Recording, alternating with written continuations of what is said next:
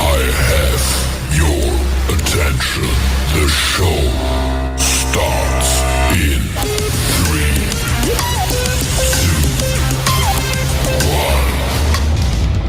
1. This is the FLA Trash Talker Podcast with JG, Toby, Wally, and Keith. The following program is 4 guys talking shit about the happenings in the world. The show is meant to be comedic and informative. The opinions on this podcast is for entertainment purposes only and do not reflect the beliefs or opinions of the cast, their peers, friends, family, or co-workers. This show may contain strong and crude language for the sake of entertainment. If you are under 18, please get permission from your parents to watch and listen.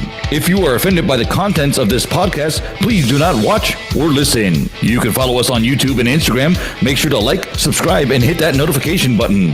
Please do not sue us or fire us. And now, it's time for the show. This is the FLA Trash Talker Podcast. If you're watching live right now, thanks for hanging out with us. I'm JG, and we got a lot to talk about on today's episode of the FLA Trash Talker Podcast. We're live every week, every Wednesday from 6 p.m. to 8 p.m. right here on YouTube. Hey there, Toby. What's going on, bud? What's happening, Trash fam? It's a big week, man. They've got the hurricane flags up, I see. So I guess there's a fucking storm brewing, and it's coming to Tallahassee. Let's roll. Let's go Noles. What's going on, Wally? Hard to follow that, man. So I'll just say go Noles. I'm ready for this week, man. What's going on, Keith? What's up, everybody? Thank you for riding with us. I just got one thing to say, baby. Miami true till I'm through, baby. You can check out all of our shows on YouTube. Just search for the FLA Trash Talkers Podcast. Make sure to like, subscribe, hit that notification button, and tell a friend. Always tell a friend. You can chime in on tonight's show by chatting with us in real time on the YouTube chat group. All you got to do is shoot us a message, and we'll chat right back with you. Let's get this show started. Guys, I got a dilemma. I got a real big dilemma. And Keith, you're going to understand this probably more than anybody else here. All right? Maybe. I might have to retire my jersey. Might have to retire the jersey, guys. That's not true. And I don't know how I feel about this right now. My child has applied to go to Florida State, which means it's going to make her a Nole. Well, look, I don't feel comfortable with her being a Nole. it's not. It doesn't change anything in your life other than the fact that your dollars will be going to Florida. My State. dollars will be going. It's great that you're supporting the program up there, but at the end of the day, your child's not going there to be an athlete for the athletic program, right? No. Okay, no. yeah, you can still cane it out. You're good.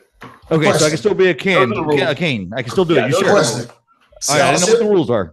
Scholarship or no scholarship? We're working on the scholarship now. The auditioning for the arts program over there. We're also applying for the financial aid, student loans. It's going to be a wild ride coming up in the next couple months. Okay, I have a few kids that came up through and went to college, right? And the one, my Keith Jr., the one that you guys met, he was a really, really, really good athlete. So we shopped him around in the circuit. You know, what kept him from going D1 in college was his height. He was ranked the best corner in Orange County 3 years in a row. All right. But no D1 school wanted him because he was 5'7". However, I don't give a fuck if Nick Saban wanted him. I'd have been a Bama fan. If Florida State wanted him, I'd have been a Florida. Free college is free college. Well, yeah. And plus, you want to support, if your kid's an athlete, for sure, you want to support that. But if your kid is going there for an education, all this is going to do is make your, when Florida State plays Miami, it'll make it a little more spicy in the household. It's fun. Good for them. Might be a little fun. I could be that parent that rooted for what it was that game. I can't remember which one it was.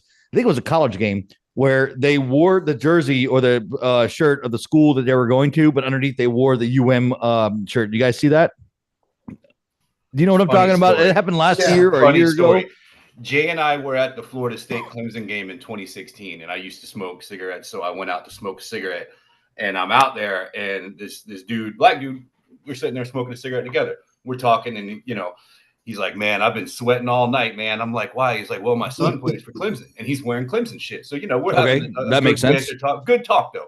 And he's like, yeah, my son plays for him though. And I'm like, really? He's like, yeah, the receiver, Deion Kane, that's my son. And I'm like, no shit. And he pulled his shit down and had his FSU shit underneath because he's like, I'm representing for my son, dog. But if y'all win, I'm with you, baby. Damn right. If that's the case, then I got to do that. I'm going to wear my Who jersey, and then I'm going to have to wear the FSU shirt on top. I guess I'm going to have to do that. Represent both. I guess that's what I'm going to have to do. Me and my son had to understand that UM was the first school he applied. He tried to go to.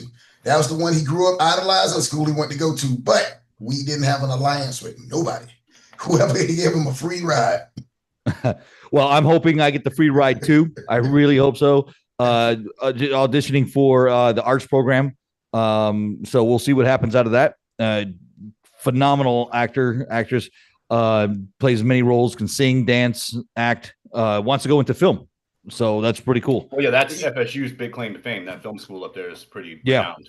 Hey, man, you need to stick with it, bro. When I was in high school, I was big into drama, but I could read some lines, and I was a little bit of theatrical back then. But I was more of, because I was in advanced drama and stuff. So Okay. I was really into the behind the scenes shit. Yeah, The sound and the lighting. I was really into that, and I should have pursued it because that was my passion. Yeah. I mean, well, hey, look, you got to follow your passion, right? And that's what I'm encouraging all three of my kids. If you guys have kids, I hope you encourage them to do the same. My passion was radio, and I went to school for radio. I got to be on the radio down in Miami and the Florida Keys. Y100, right? I was on Y100, Big 105.9, and the Whale down in the Florida Keys. Y100 got to be the biggest station he was on. What was that? Y100? What now? That had to be the biggest station he was on. One of the biggest, yeah. That was probably the biggest. Y100 is one of the largest still in South Florida. It still is. They probably play the best music right now. And then from there, it kind of teetered out of my life, unfortunately. And then here I am doing a podcast with you guys and trying to revamp that radio career that I've been looking for my entire life, right? So I'm telling my kids, pursue your dreams, don't give it up, fight for it, do what you got to do to be what you want to be. They're at the age where they literally can do whatever they want to do, right? So speaking of entertainment, I know this is not our normal topic of a conversation, but I watched this wild docuseries on Hulu. It's called Death in Apartment 603. I heard about it. Dude, I'm going to play you guys the clip. Tell me what you guys think just hearing this clip, all right? Tell me what you guys think. My fiance's on the floor with blood everywhere. Please hurry. There's a knife sticking out of her heart. Oh, no. Oh, no. It was January of 2011 when Greenberg was discovered dead by her fiance. She suffered more than 20 stab wounds. Philadelphia medical examiner initially ruled Greenberg's death a homicide before switching it to suicide. How was this ruled a suicide? It just does not add up. I have investigated stabbing suicides in my career, but I've never seen anyone stab themselves in the back. He had been told there may have been a meeting. Information was shared that convinced the medical examiner to change from homicide to suicide. Case. You don't have investigation. You don't have a held crime scene. That's not right. If you want to get away with a homicide, have it declared a suicide. That was such a wild, it's 3 episodes. And to find out that from 2011 to present, the family has been fighting to get this case to be reopened, to say that it wasn't a suicide, that it was, how do you stab yourself in the back? How do you stab yourself 20 times? Long ass arms. Maybe the Clintons were involved. But dude, if you want a good watch on Hulu, watch that program. I'm telling you, I'm a big docuseries kind of guy, and that one caught my attention. Guys, you got to watch it, man. It happened in 2011. She was stabbed 22 times. The initial ruling was a suicide because they think that it was some scam going on with the Philadelphia Police Department. The family sued the police department. Kept on after year after year after year after year, and they finally just recently opened up the case as a cold case and reopened it and changed it from suicide to homicide. Now, I'm not going to tell you anything else beyond that. but there's a lot of evidence that leans a certain way when you watch this documentary that's going to blow your mind. I'm telling you guys, got to watch this. But see that stuff, this is my thing with those documentaries. The one that came out about making a murderer, about that Steven guy or whatever in Milwaukee area, somewhere in Wisconsin. Like, it was like they framed it up real well in that documentary for him to seem innocent, possibly. But then someone else came right back with a flip side documentary that kind of was like, that was some bullshit. Like, here's the real shit. So I just wonder with those, are they looking for that sensationalism? Yes. I'm a huge fan of 2020 every fucking Friday night. Okay. Every Friday night, somebody have killed a wife, husband, best friend, or girlfriend, right? So what the producers, the whole goal of the producers is to throw you off at the end. So I pretty much have pinned that whoever they showing is the most grievous, that's crying the most, that's usually the person that the last 15 minutes, that motherfucker that did it. I'm not gonna lie. Netflix, Hulu, Paramount, they're really good at putting these documentaries together and making them intense, right? But some of them are just wild. And this one was, to me, wild. You had to see it. Just like the other one that I watched, the catfished one, absolutely wild. Those are the type of documentaries I like to watch. It has to blow me. If it starts slow or doesn't get me stimulated or like, oh my gosh, I got it, this has got to be the greatest show in the world, I'm gonna just kind of move on and find something else. But this one was great. This is like something that transpired in our lifetime that we saw get birthed and become something, because nobody gave a shit about this at one point, and then OJ happened.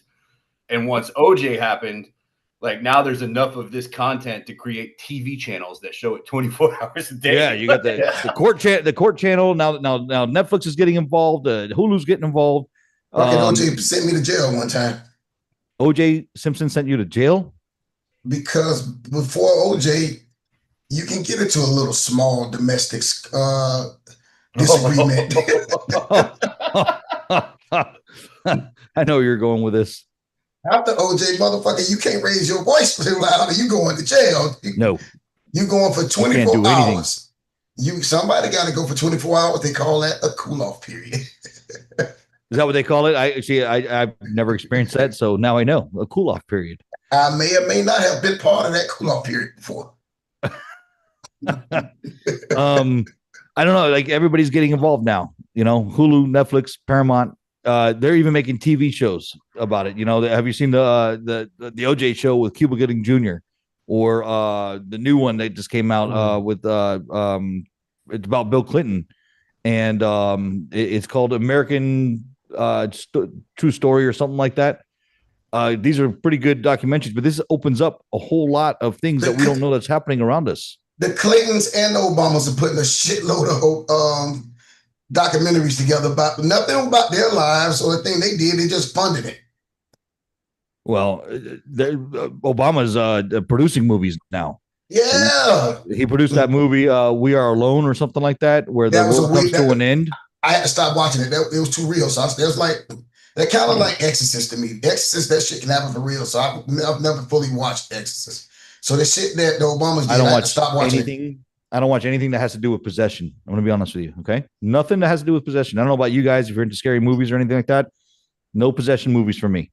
I was done with that Obama movie when the Teslas all ran into each other on this one road. It had to be 200-300 Teslas. And then when the ship, I take too many cruises to where the ship would just go out of control and beat yourself. I say, look, I'm done. That's too realistic. Yeah. The planes were dropping out of the sky. Wally, you saw that movie? It's on Netflix. No, I never saw it. It's a fucking good ass movie though. I watched it all the way through. I'm like, what in the fuck is going on? And then when it goes, I'm like, oh yeah. Right after the Tesla incident, I said, oh no, I'm done with this shit. I'm done with this. I'm done with this. No, I don't remember what it was. That was the one with Leonardo. I don't remember what it was, but yeah. Leonardo the world is in. I know what you're talking about. Yeah. Hey, there is a docuseries, a new docuseries, season 3 on Paramount right now that I'm gonna dive in next week. All right. It's about this guy, this old Italian guy. He went to prison. and once he got out of prison, they made the little gang that he was in made him go to this little dusty ass town out west. Oh, it's called Tulsa King, right? What was Tulsa it called? King's fire, bro. Fire ass show. Well, I love Tulsa Kings, bro. Oh, Tulsa King. That show is fucking straight. That's got to be the best fucking show on TV. When it's Sly is still out there doing that shit. Look old and dusty as fuck. Still doing it. Dog. And he's still rocking it. And it's so believable. You're right. It is a documentary out in Tulsa, isn't it? Hold on. The 2 J's. Y'all haven't seen it yet? Tulsa King? Yes. Season 1 and season 2. I started watching season 1. I don't think I made it through it. Oh my God. Why wouldn't you watch the whole thing? I don't know. I got busy with something else. I don't know. It's good, but it's not the best show on TV though right now because Wall Raven knows what the best show on TV is. Season 2. What's the best show on television? What's that? It's on the same shit, motherfucking Landman. Landman. Yeah, he just came out with season 2. That is a great. That's the one I couldn't get into. Oh, why not? What? Landman brings the heat. That was the best season 1 of any show I ever saw. Okay, that was pretty good. Okay, and he laid it out there. He laid it out there exactly what it is. What oil does and how oils and everything. It's crazy. I love. That's a great program. Episode 1, I got maybe like 3 times. I tried like 3 times. What? I got like halfway into it. I couldn't follow it. No way, dude. There's no way. Like the motherfucker couldn't drink coffee. He couldn't drink coffee. They told me don't put cream in his coffee. I said that's absurd right there. What the hell are you watching? Jesus Christ! He was getting. Oh my God! See, this is the problem with society right now. He was getting hazed. They were fucking with him, man. He was getting hazed. Oh really? I didn't know that. So listen, they told the motherfucker in the drive-through, don't get cream in your coffee. Take too long for them to fix it, and it's gonna curdle up. I said, who the fuck has coffee that long for the cream to curdle? I like the scene where he's in a bar and he said I'm an alcoholic and so I can't continue. I can't drink, and he continues drinking beer and he goes, there's alcohol in there, right? And he goes, well, you see me drink 6 whiskeys and you see me drink 6 of these, and then tell me which one's the difference. It's this one right here. Sticking with beer, you want something stronger? I quit drinking. I'll stick with beer. I quit drinking. There's alcohol in that, right? It's a Michelob Ultra. There's more alcohol in orange juice. Expensive, buddy. I mean, I've been on the wagon 8 years. I'm just saying, drinking beer, still drinking. Well, I tell you what, bud. You watch me drink 6 of these sons of bitches, and I'll come back in here tomorrow night and drink 6 whiskeys, and you tell me if you notice a fucking difference. I'll take your word for it. I think that scene was hilarious. I just think Billy Bob. And he goes on to say, like, you're working real hard for that fucking tip, buddy. Like exactly that part of it too, man. He should have let that ride because I'm working for free because he don't want to tip money or some shit. Like I'm gonna give it another shot. I'm telling you, 3 different times I gave up halfway. Who was his ex-wife? Whoever his ex-wife is, she was in Friday Night Lights or something like that. She hot as shit, and she's teasing him and shit. From there. I mean, who is that? Me the fuck off because she's teasing him. Hey, Toby. You know who she reminds me of? You know who she reminds me of? Who? I mean, think about it, dog. Oh, come on, man. I thought you had the answer. Oh, no, he can't say. He can't put that. He can't put that bitch on TV. He can't put that bitch on the internet. So wild as hell, man. That lady's wild as hell. She's wild. Great. She's great in that show, man. Yeah, man, he's man. That is probably the best show I've seen and she takes her top off in that show. So yeah. She gets topless at one time. Yeah, she does. Yeah, so see that. See now, Keith. That woman's like Keith. Did you see Keith's eyes? I said she takes her top off. Keith goes, she does what? Allie Larder. That's her name. Allie Larder. Allie Larder. Yeah. I'm gonna Google the topless scene and find it. She's done a lot. She's done a lot of movies. You gotta go through the show to get to the. You can't cheat, man. I mean, she did. You can't go straight to the clip notes for Jonathan Moxley back in the day. Come on. She was in Final Destination. Listen, I've heard quite a few people, and I like everything Taylor Sheridan do. The Lioness, good shit. Love the Lioness. Didn't care for season 2, but season 1 was good. Season 2 was okay. I'm a Yellowstone fan. I'm about 3 seasons behind. I couldn't get into that program. I tried. Yeah, I'm about three seasons behind, but last season I saw is with what's the dude name that's banging the boss man daughter when she was when Rip saved her when she was getting her ass kicked. Yeah, Rip she was getting boy. And Rip came in there and killed the dude that was trying to kill her and went home and nursed her back together. And the dad sensed something was going on, so the dad gave them the big house. You're still talking about Yellowstone? Yeah. I've never seen one episode. I've seen the 1883 and the 1902 or whatever it was with Harrison Ford. I've seen those. Those are pretty good. But I fantastic shows, both of them. 1883 and 1922, fantastic. 1922. That's what it was. Yellowstone was my shit. I couldn't get into. I tried. Maybe I got to give it another shot. No, Yellowstone's pretty good, man. What's the dude name? Taylor Sheridan. He's a genius. He's a little. I guess what he's doing is working. Because he writes everybody's scene, and you can't ad lib. However he write it, and how the fuck you gotta say it. I mean, hey, that dude came a long way from being that fucking deputy sheriff on Sons of Anarchy, because that's where we first saw Taylor Sheridan. Okay, I never saw that. I heard that was good too. Yeah, it was a good show. Taylor, what? I've never saw Sons of Anarchy, or the other one. It was like a spinoff of it too. I never saw that. Yeah, he wasn't the old cop. He was the younger cop in the first 3 seasons of Sons of Anarchy. Oh, Sons of Anarchy. I thought you were looking at. I thought we were still on Yellowstone here. No, I'm just saying that's where the guy who wrote all that came from. I never saw it, dog. I'm sorry, I got to catch up, but I heard it's good. I've never seen Dexter, and I heard Dexter is good. No, I've never gotten into that. That's not my thing. Now I've seen every episode of Power. There's not a fucking episode of Power I haven't seen in the entire Power universe. Oh. I don't know what that is. I've never heard of it. What is it called? Y'all don't know Power? No. How? No. What is that? Power. No, no Power. On Stars? I don't know it. I know it's out there. I know it exists, but I don't know what it is. Oh man, that's what some real. I started watching it, but I forgot about it. Man, that's some real gangster shit, man. You got to go back and start from season 1, and it's like 4 spinoffs of Power. Power. I heard Power. All right. Yeah. Where can I find Power? On Netflix? Stars. It's somewhere. I know it's on Stars, but it's on other networks too because it's old. They have the original series probably stopped about maybe 10 years ago, Wally. So about 10 years ago, the original series after like season 5 or 6 stopped, but they have like 4 spinoffs on it.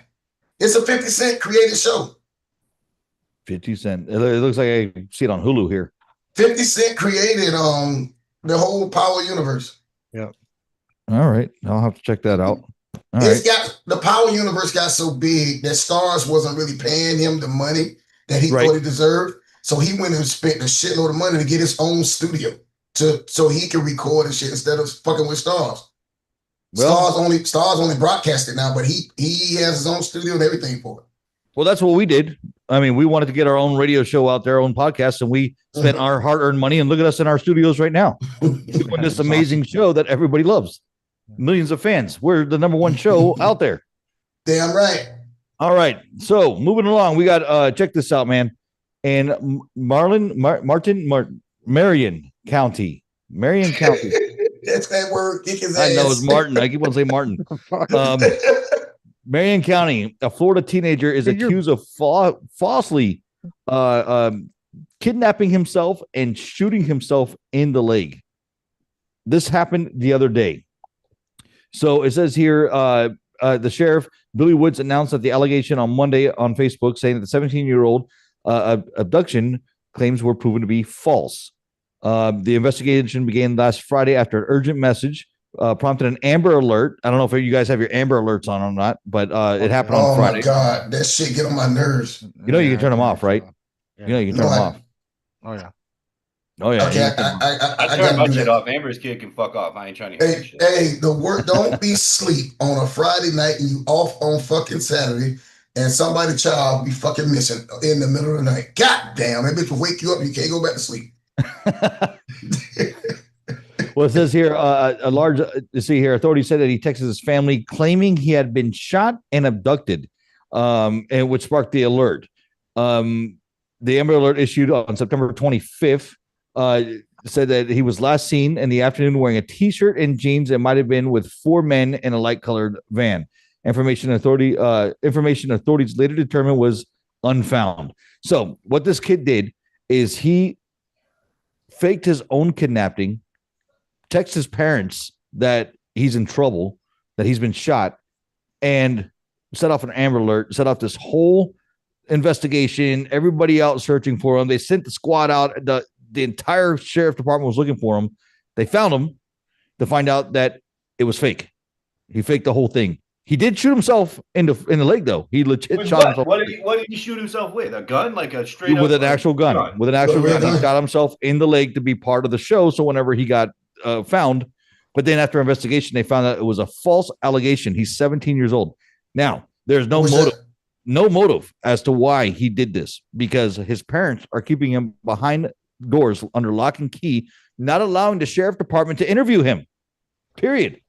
At what point how do you not let your parents, or how do you not let the sheriff department interview you? I wish that little fucker would have bled out.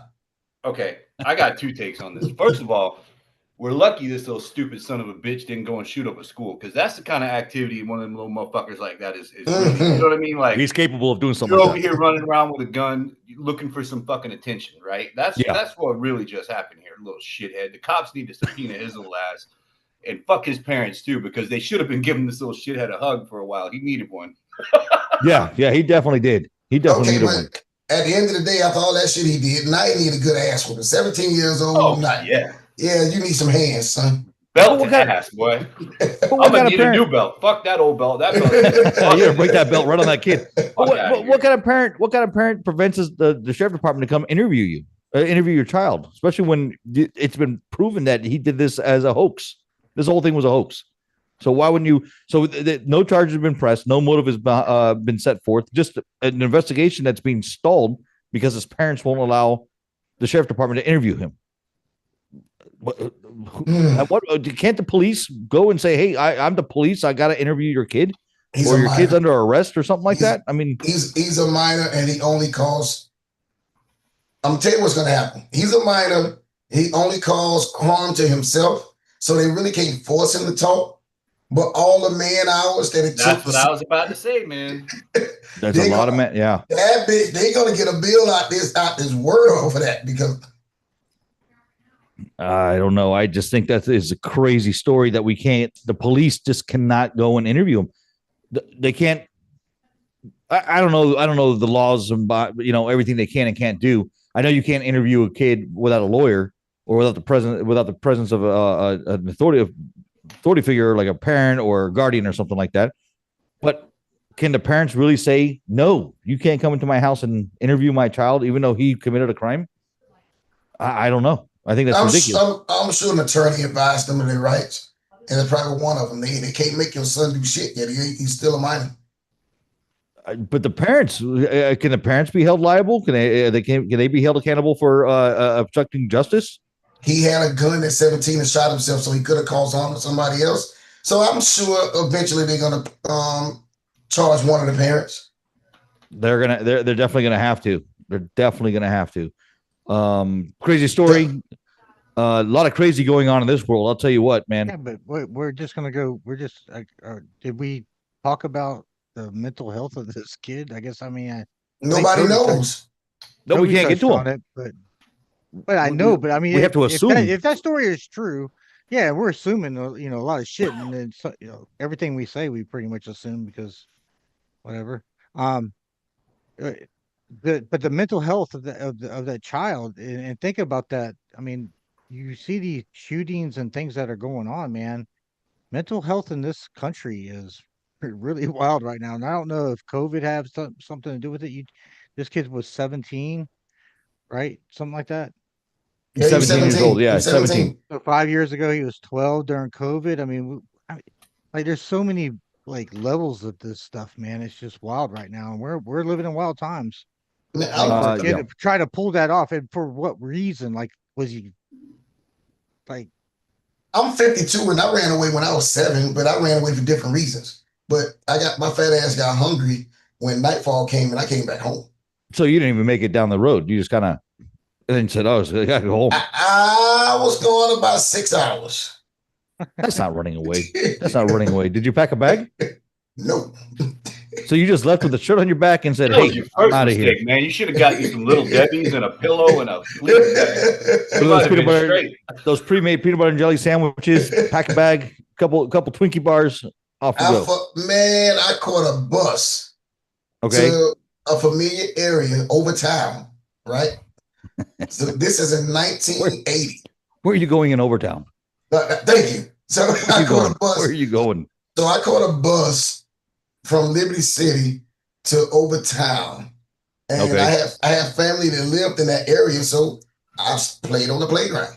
I played, and then all the kids went home from the playground, and I said, shit, I can go to my aunt's house, but that's an ass whooping. I shouldn't be over here. And I realized, so I tried to catch the bus back, and I didn't have enough money to catch the bus back. So how'd you get back? I walked. At 7 years old, I walked from Overtown to Liberty City. And that's a pretty far walk. That's a pretty far ass walk. Yeah, that's just a couple blocks. But I'm gonna say this. At 7 years old, and what year did you say it was? 1995, 97? No, it's 1980, motherfucker. 1980. Oh, you're that old. All right. So, but let's be honest. Let's be honest here. You ran away from home, and you had this plan. I'm getting away from here, right? Mm-hmm. And I'm running away. I did it after school. When school was over with, I just kept going. Kept on going. I never came home from school.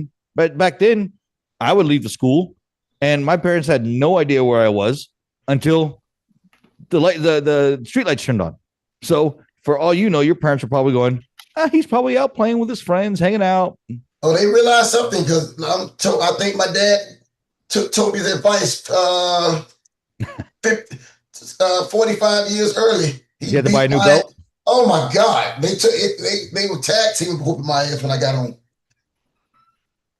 So yeah, but going back to Wally's point, we don't know the mental state of this kid. Maybe that's the reason why the parents are hiding him, or maybe the parents are protecting him for other reasons. Maybe they stole so that's their gun. Another level. That's another level. Like, why would they protect him from if he was mentally ill? Then they would sit there and go. They would bring him in and let him talk to him because then it would justify that. Hey, he's not a sane person. This whole thing that happened wasn't, sane. I mean, yeah, you know what I'm saying? So I don't know, man. It sounds weird to me, man. Just it's a crazy story. It's a crazy story. And until the police are able to speak to him, we're not going to know the motive. We're not going to know the reason why. Was it mental health, or was he looking for attention? Well, I don't. Go ahead. No, go ahead, Toby. I don't think you can shade away from that. I think that absolutely is it. Like, in what I introduced my commentary on this, I said, we're lucky this kid's not a school shooter. Like, clearly you have a gun and you're looking for attention. That's the root of this. Like, you got mental problems. They're going to get him with where did he get the gun from? So that's how they're going to get the parents more engaged. Right. And I think that's where JG was going to, maybe they were trying to hide something about the gun or the weapon. Yeah, that's what I'm saying. That was used.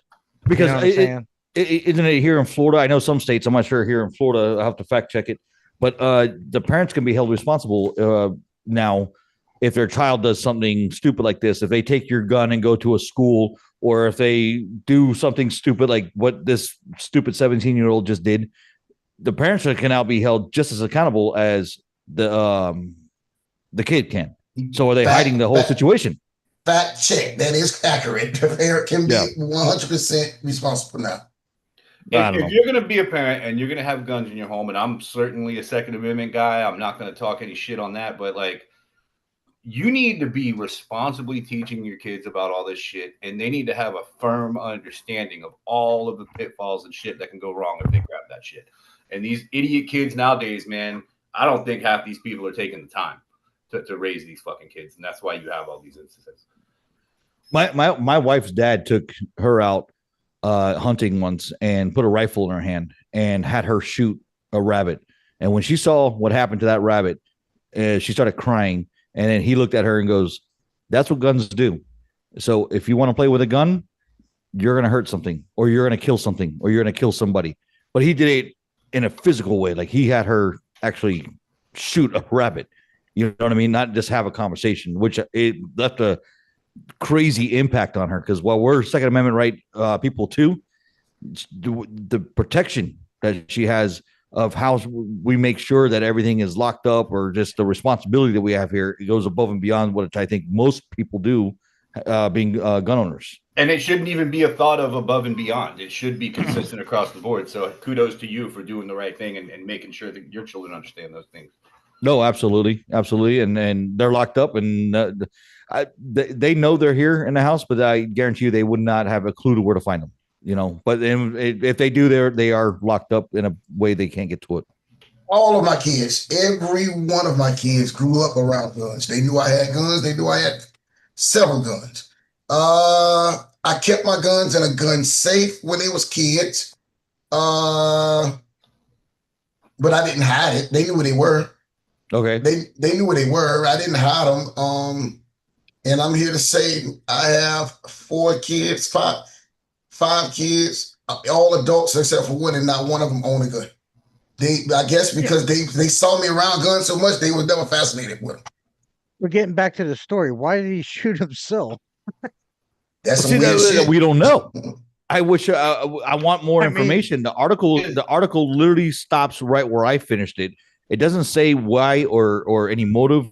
All we know is that he texted his parents. He's been abducted and he shot himself. Or he got shot. He went full fucking Marlon Brando, fucking Robert De Niro method actor, and he decided he was gonna play the shit out of this role and shot himself in the leg like a stupid motherfucker to sell a story. Hey, that motherfucker compete with your daughter. He trying to get that arts degree. Oh yeah. Well, he ain't gonna make it doing stuff like that. They know this story is a lie. Everything that happened, they know it's a lie. Yeah. They know it's a lie. So in his mind, when he does it, he's saying he's going to say he was kidnapped or whatever. Somebody, and this is the proof that because he was shot, right? So I'm trying to figure out as he's doing it, as everything that's going on, he runs away, does whatever, and then try to play it off. He's trying to play it off as somebody tried to kidnap me. I tried to get away. They shot me as I was getting away, maybe.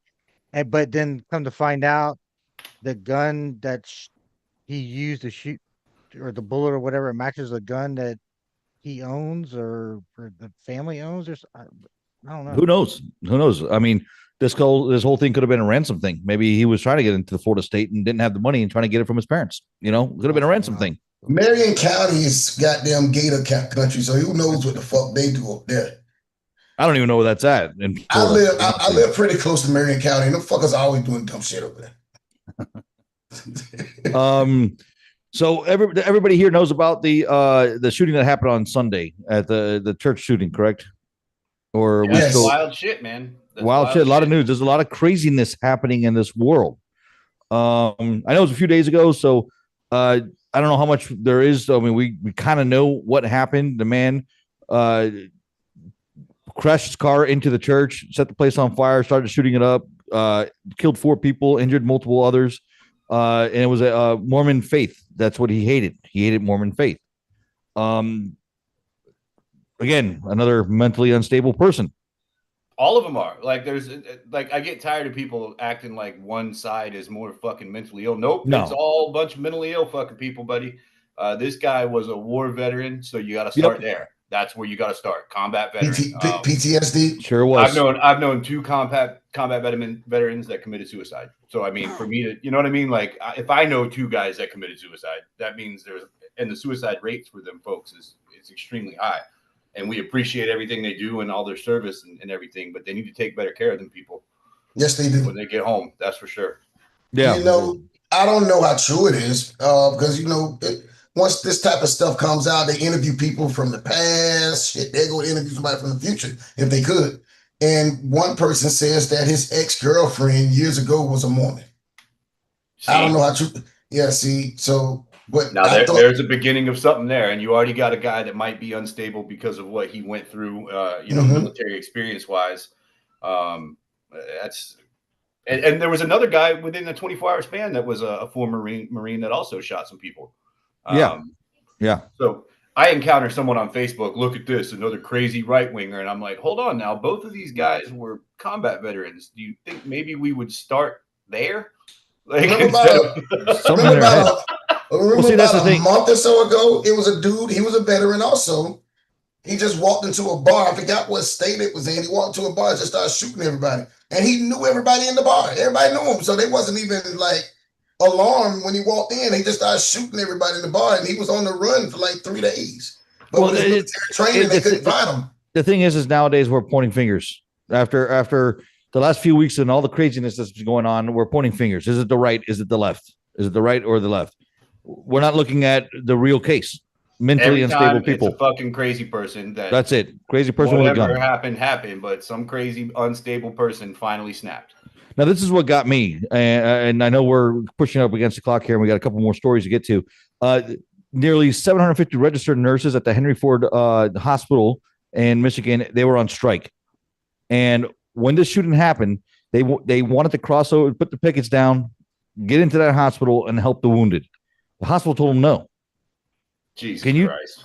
Can you get how do you tell them no? I mean, at what point do we cross the line? I get it. Wall Raven. I get it. The one that actually said no. Go ahead and say it. Who said no, Wall Raven? What now? What?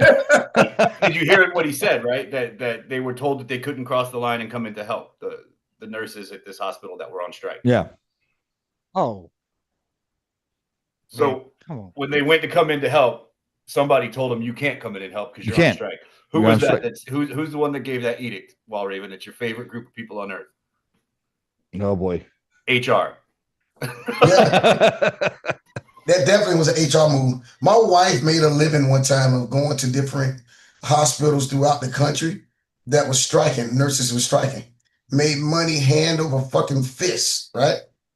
And because they would pay us for you to cross the line and come in and work as a registered nurse at a hospital that's on strike, they would pay you something like $300 a day, $400 a day. Just come in and work a 12-hour shift. And you work 5 days and you good. And my wife would tell me that the nurses couldn't cross the line in. It was because there was a disagreement between the union and the hospital.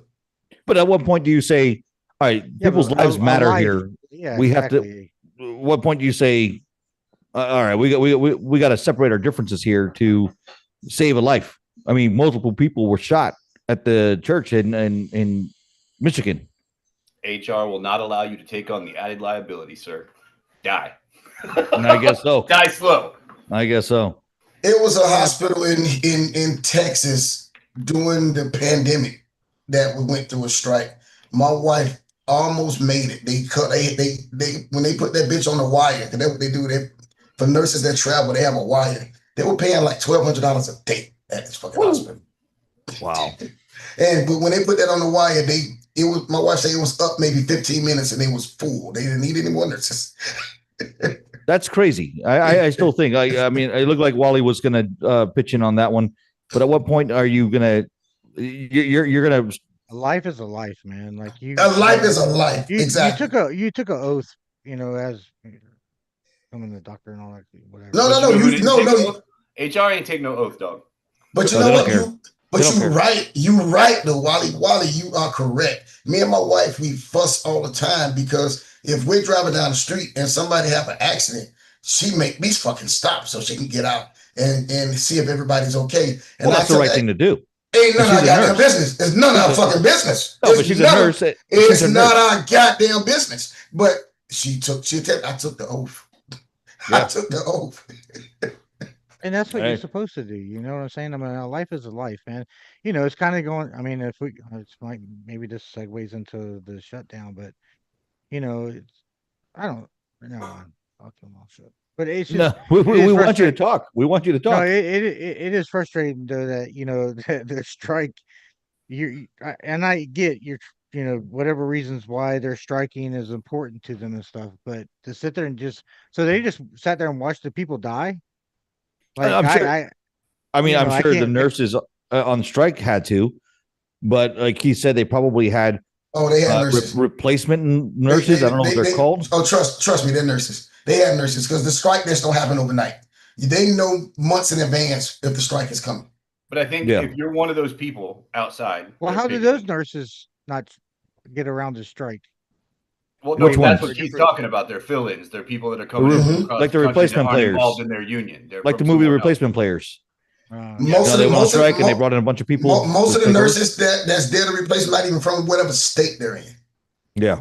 They fly them in, give them rental cars and hotels to come work for the strike Well, nurses. that happens at the company we all work for. Yeah, that happens to what we worked in California. There was a strike, and we sent a bunch of people out there. Okay, wait a second, hold on. I'm talking about. I'm thinking to myself, man, like these nurses just watch these die. No. So you're saying that there was other nurses that took care of. I promise you, but that's not the point. Think this through. An entire church just got shot up, right? So you need all hands on deck. Staffed up enough at that exact moment. Well, okay, to handle the capacity of the people coming into the ER. Mm-hmm. So these people are doing what Keith Weiss said, and they're living up to their oath and trying to come in there and handle the business. And the people are like, no, dog. Sorry about that. We're in a beef right now over the salaries. Can't do it. Yeah. So we're going to work with what we got, even though all those hands on deck could have maybe saved some lives. I don't know if people died or not, but if they did. Well, we know at least 4 people. There's nothing else that says anything else beyond that. But right now, 4 people are still in critical conditions at the hospital, at Henry Ford Hospital. That's shit. I'm like Toby, they needed all fucking hands on deck, even with the because guess what? The other nurses don't know. The other nurses they usually don't know their hospital system. Yeah. The other nurses, they know medicine. They know, but they don't know how they like to do it at the hospital. So the people that's familiar with the surgeons or whatever, hey, let's do this. Dr. Graham like it this way. Or they don't know Wally's favorite word, process.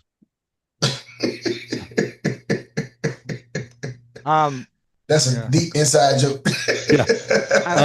So yeah, Wally, I think this will move us into the shutdown. So I have this real quick clip, and then we can get into that. Here we go.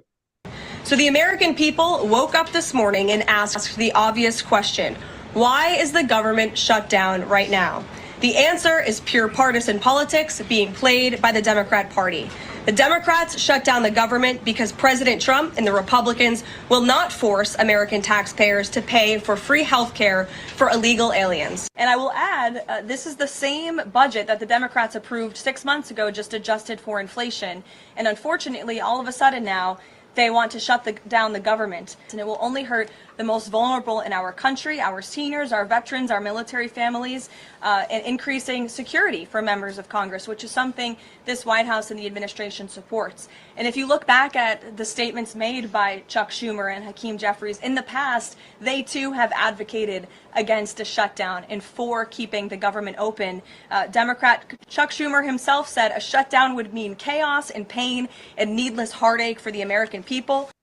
Yeah, so I mean, we have a shutdown. They're stating that there's going to be possible massive layoffs for federal workers. People are not going to get paid. Military are not going to get paid. I have friends of mine that are Customs and Border Protection. They told me they're not getting paid until this is over. What do we think? I mean, let's talk about this shutdown. Are we as a country, are we as a government doing the right thing? No. Every single time this happens, every single time, regardless of who's in office, the other side overplays this hand, and it almost always gets shut down, but it just makes it through at the last second. But a couple times it didn't, as you recall. It happened once in Trump's previous term. I believe it happened 2018. 2018 for 35 days. Yeah, 35 days. No, this is personal to you, Keith. Very personal to me. So it's ridiculous to watch this shit show occur, man. Like you have people up there that we nominate, via our votes to go up there and make sure this shit doesn't happen. So when they're not able to sit in a fucking room and iron out something this simple, it's just selfish, and it's just a show is all it is. It's a struggle of power and bullshit. Yeah. We pay the bill for it, by the way. We're the ones that struggle because of it. So. Oh, of course we are. Wally, what's your thoughts on the shutdown? Wally, yeah.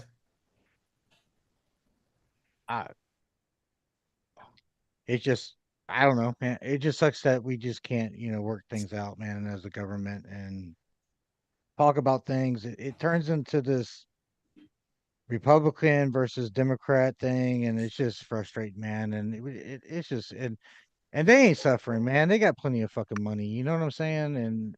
Oh, they're still getting their check, by the way. And they get free medical. And they get free medical. Well, yeah, because the government workers, the Congress, the people who are in charge here, Congress or whoever, they're still getting their paycheck. And if they're not, they 100% are. No, they are. I've already looked it up. They're getting paid. They're still getting paid, but they're still considered. Why aren't they affected by this? That should be the rule. If you motherfuckers are going to sit in that room and not be able to come to agreement and get it worked out, should be the number one fucking rule. Either, motherfucker. Everybody. It should be the number one fucking rule. Yeah. But at the same time, dude, they got so much money, man. They can sit out, a month, 2 months, and it ain't going to kill them, man.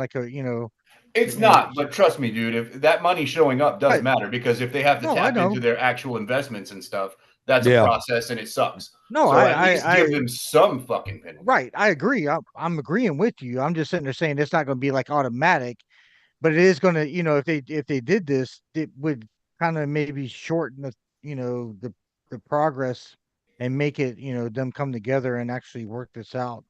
I mean, man, we've been saying it for weeks, man.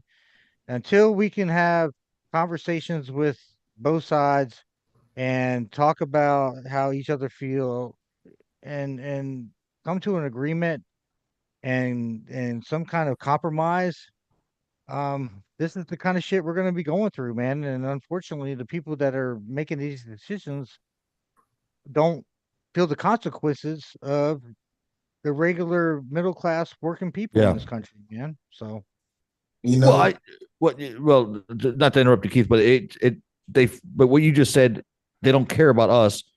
But then you have, which I think Keith is about to bring up. What if you're a federal worker, single parent, and you don't have that 3-4 month surplus? That's what I'm saying. They don't care about us. Like I mean, like the regular people, the people in this country that makes this country run, they don't care about, because they are making their money. They still get their paycheck. You know what I'm saying? So it doesn't matter to them. It's like, but until we can come together, talk to one another, and quit making this a fucking Democratic Republican fucking thing and just be an American fucking thing. It's funny, man. I watched this thing on Instagram, and it was talking about racism to a certain degree. Well, it was racism. They're talking about racism, and they were talking about how are we going to end, racism and move on. And who's the dude? Man, I'm a little tired. Who's the dude? I can't even think of the fucking movie now. God damn it. Anyways, he was sitting there saying, how are we going to end racism? Right. He's like, quit calling me black, and I'll quit calling you white. If that was Morgan Freeman. Yeah, there you go. Yeah, was it Shawshank or no? No, he was in Shawshank. No, but he was. But but that's not the movie you're referring to. 2020 interview or one of those deals. Yeah. There it is. And that's it. We gotta quit. We gotta quit this divide, man. And we do it out of habit, man. And I heard Toby say it earlier, man. And Toby was talking about the Clemson dad, and he was like, I walked up to him, and he was a black guy. And I'm just like, well, why couldn't he just be a guy? And then you tell us his name. You know what I'm saying? Like, why do we have to describe who I was just going to say that, because we are programmed racism, don't even know it. I don't think the people who do it even know it. If I watch a lot of local news, right? I watch more local news than all four of us put together, right? And one of the things they always, when they describe a suspect in something, I've watched so much news, I know if he's white or black just by the way they say it. Because if, let's say it's a white guy, they would say the suspect is 5'10", driving a blue Dodge Charger. But if he was a black guy, they would say the suspect is a black male, 5'10", driving a blue Charger. They always have to label it. But if he's white, they won't label it. Fair enough. Right. So that's a divide, right? And until government gets past this divide, I mean, because I feel like they're force feeding like this stuff on us, and they're one of the reasons why this country is the way it is, and we're still talking about racism in 2025. Anyways, the government has to be able to work together in order for this country to come together, and we as a people have to quit talking about white and black. We have to quit talking about Republican and Democrat. We have to talk about us as Americans. And then I'll yeah, but until we get there, it's always going to be a struggle. But this shutdown has to do with our tax-paying money. You know, are we going to pay? Trump's refusing to pay these illegal immigrants health care. Democrats are saying we should. Is that accurate, or is that wrong? Or all the ones that I hear say it are saying that they don't get paid that anyway, and Trump is full of shit. I don't know one way or the other. I'm not arguing for or against that aspect because I don't. We can only go by what we're told. How true it isn't. Like I don't know. I know. No matter who the fuck the president, my whole life I've been hearing threats of government shutdown, whether it's right, left, whatever, right? Because whoever's in, like Toby said earlier, no matter who's in command, the other side is going to fight against them for some reason. I'm here to tell you, Wally made a comment that they don't care about the middle class, right? I can get a little deep. I get a little deeper because when we think of government employees, we do think of middle class. I know a bunch of lower class people that work for the government, and they won't be able to survive with this if they don't tighten this shit up. Well, when I say when I say middle class, I'm saying working class. The people that run this country, you know what I'm saying? I'm including everybody when I say that, dude. I give it. The VA hospital has probably more staff that's not medically related. That's cleaning up the hospital. That's passing out trays. They all affected. They all have to pay. Cafeteria. You got cafeteria work. Yeah. They're not making the money that the medical field is making. So they really can't stand this shit right now. And those guys are also at federal prisons. Any federally funded entity right now is where this problem is. So yeah, I'm here to tell you, my wife worked at the VA and she got an email this day told her that she still has to report to work whether she getting paid or fucking not. Well, then she gets back pay, obviously. Yeah, I'm sure she gets back pay on that. But I don't want to hear that shit. I got a mortgage to pay. Yeah, I'm with you. I'm just saying.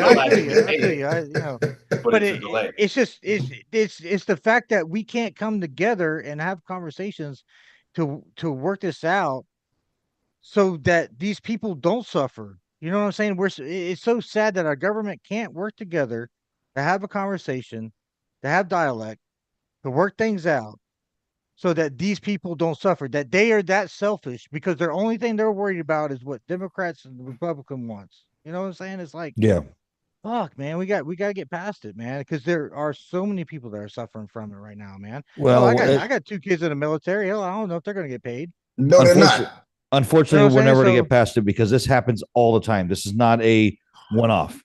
Yeah, Toby, you said it yourself, or Keith, we had a shutdown in 2018 or 2020, whatever it was that Trump was in office prior. Prior to that, we've had shutdowns in the past, government shutdowns. So this is not going to stop until we come together. It's just a pissing contest. And I'm not going to get into this long diatribe about Trump and the problem. No, I'm not trying to. No, but I will say this. I'm going to make a quick point. This is the bad part about Trump's existence in general, is that they hate him so much and he hates them so much that it's harder to get to a place of common ground because that hatred is so fucking deep. And I'm not railing off that Trump shouldn't be there or nobody should have voted. I'm not doing that. I'm just saying the hatred from each side, the left and that man, is extreme. So it's just harder to solve problems under those scenarios. They make it easy though, man. It's like when it's just, and it should be. Neither one. Trump shouldn't be. He needs to be trying to work it out with the Democrats, and the Democrats need to just calm down and just come together and let's say something, Keith, so I can see what that is. Keith's got what is that? So I can see what that is. No, I just remember when I worked at the VA. And they were talking this shit then. I was 18 years old working at the VA hospital, and they were talking that government shutdown shit then. Yeah, so this thing is nonstop. I done forgot what his nickname was. What was his nickname? The Velvet. Hold up. The Velvet. Oh, teddy what was bear, it? motherfucker. The Velvet Teddy Bear. That's the Velvet Teddy Bear right there. That like you're in a county, Velvet dog. Teddy Bear. I worked in the kitchen at the VA. I was one of them lower staff motherfuckers in the VA. There you go, right there again. 18 years old. Well, let's hope they can get this resolved and we can get our government operating again, get these people paid in a short period of time. Hopefully, it won't take as long as last time. What was it, 35 days, you said, Keith? So let's hope it's not that. Yep. 35 days. And truth be told, 35 days is only 2 pay periods. Well, let's hope it's not that long and we kind of resolve this issue real quick. But before we move into sports, it was kind of a sports topic. What do you guys think about Bad Bunny playing the Super Bowl? I mean, that's time out. As soon as I heard Bad Bunny was doing the Super Bowl, first I wasn't surprised, but I remember there was a couple people on the show when we discussed Happy Gilmore too. They didn't know who the fuck Bad Bunny was. Yeah, I'm not going to argue that. I'm not going to argue that. Still don't know who he is. But why are we having a guy who refused to do another concert in America because of his politics? And he's anti-ICE. Anti-ICE. Nope. Anti-ICE. And this is going to be the first time in American history at a football game, the entire halftime show is going to be Spanish reggaeton. How does this scream American? How does this scream football? What are we doing? Is this the right move here? Bad Bunny? A big fuck you to Trump. I think that is a big fuck you to ICE. I think that's what it is. Let's get a Hispanic performer that's going to speak, that's going to sing in Spanish. The only English going to be played is the people that come up, because he has a collaboration with every fucking body. So the people that he brings on the stage are going to speak English. But Bad Bunny himself is going to be in Spanish. The only person that's going to be speaking English is the guy that goes, and now your Super Bowl halftime show, Bad Bunny. And then it's going to go into reggaeton music. But he's American, though. Bad Bunny is American. He's Puerto Rican. That's American. Yeah, that's true. That is American now. That is. But I mean, what was Toby going to say? Well, last weekend in the NFL, a lot of teams had Latino heritage sweaters and shit. They had like a thing for that last weekend, I believe. I saw a lot of these sweaters that each team had that were kind of, island vibes, we'll say. I think October is Hispanic Heritage Month. Okay, so they were doing that at the end, whatever. So like they're introducing that. So they go ahead and they put this out at that same time, which makes sense. The NFL is trying to go global. So obviously you're going to get more of a global type of a superstar, which is what this guy is. He's major. I'm not a fan, but he's major. I think it's corny as shit, but I'm not going to sit there and cry about it. Go ahead. Do it. I don't give a fuck. I'll walk away, smoke weed, and make jokes at halftime. I don't have to watch your halftime show. Where's the Super Bowl this year? San Francisco. Yeah. Yep. Levi Stadium. Oh, same tag system. Okay. But I mean, I don't know.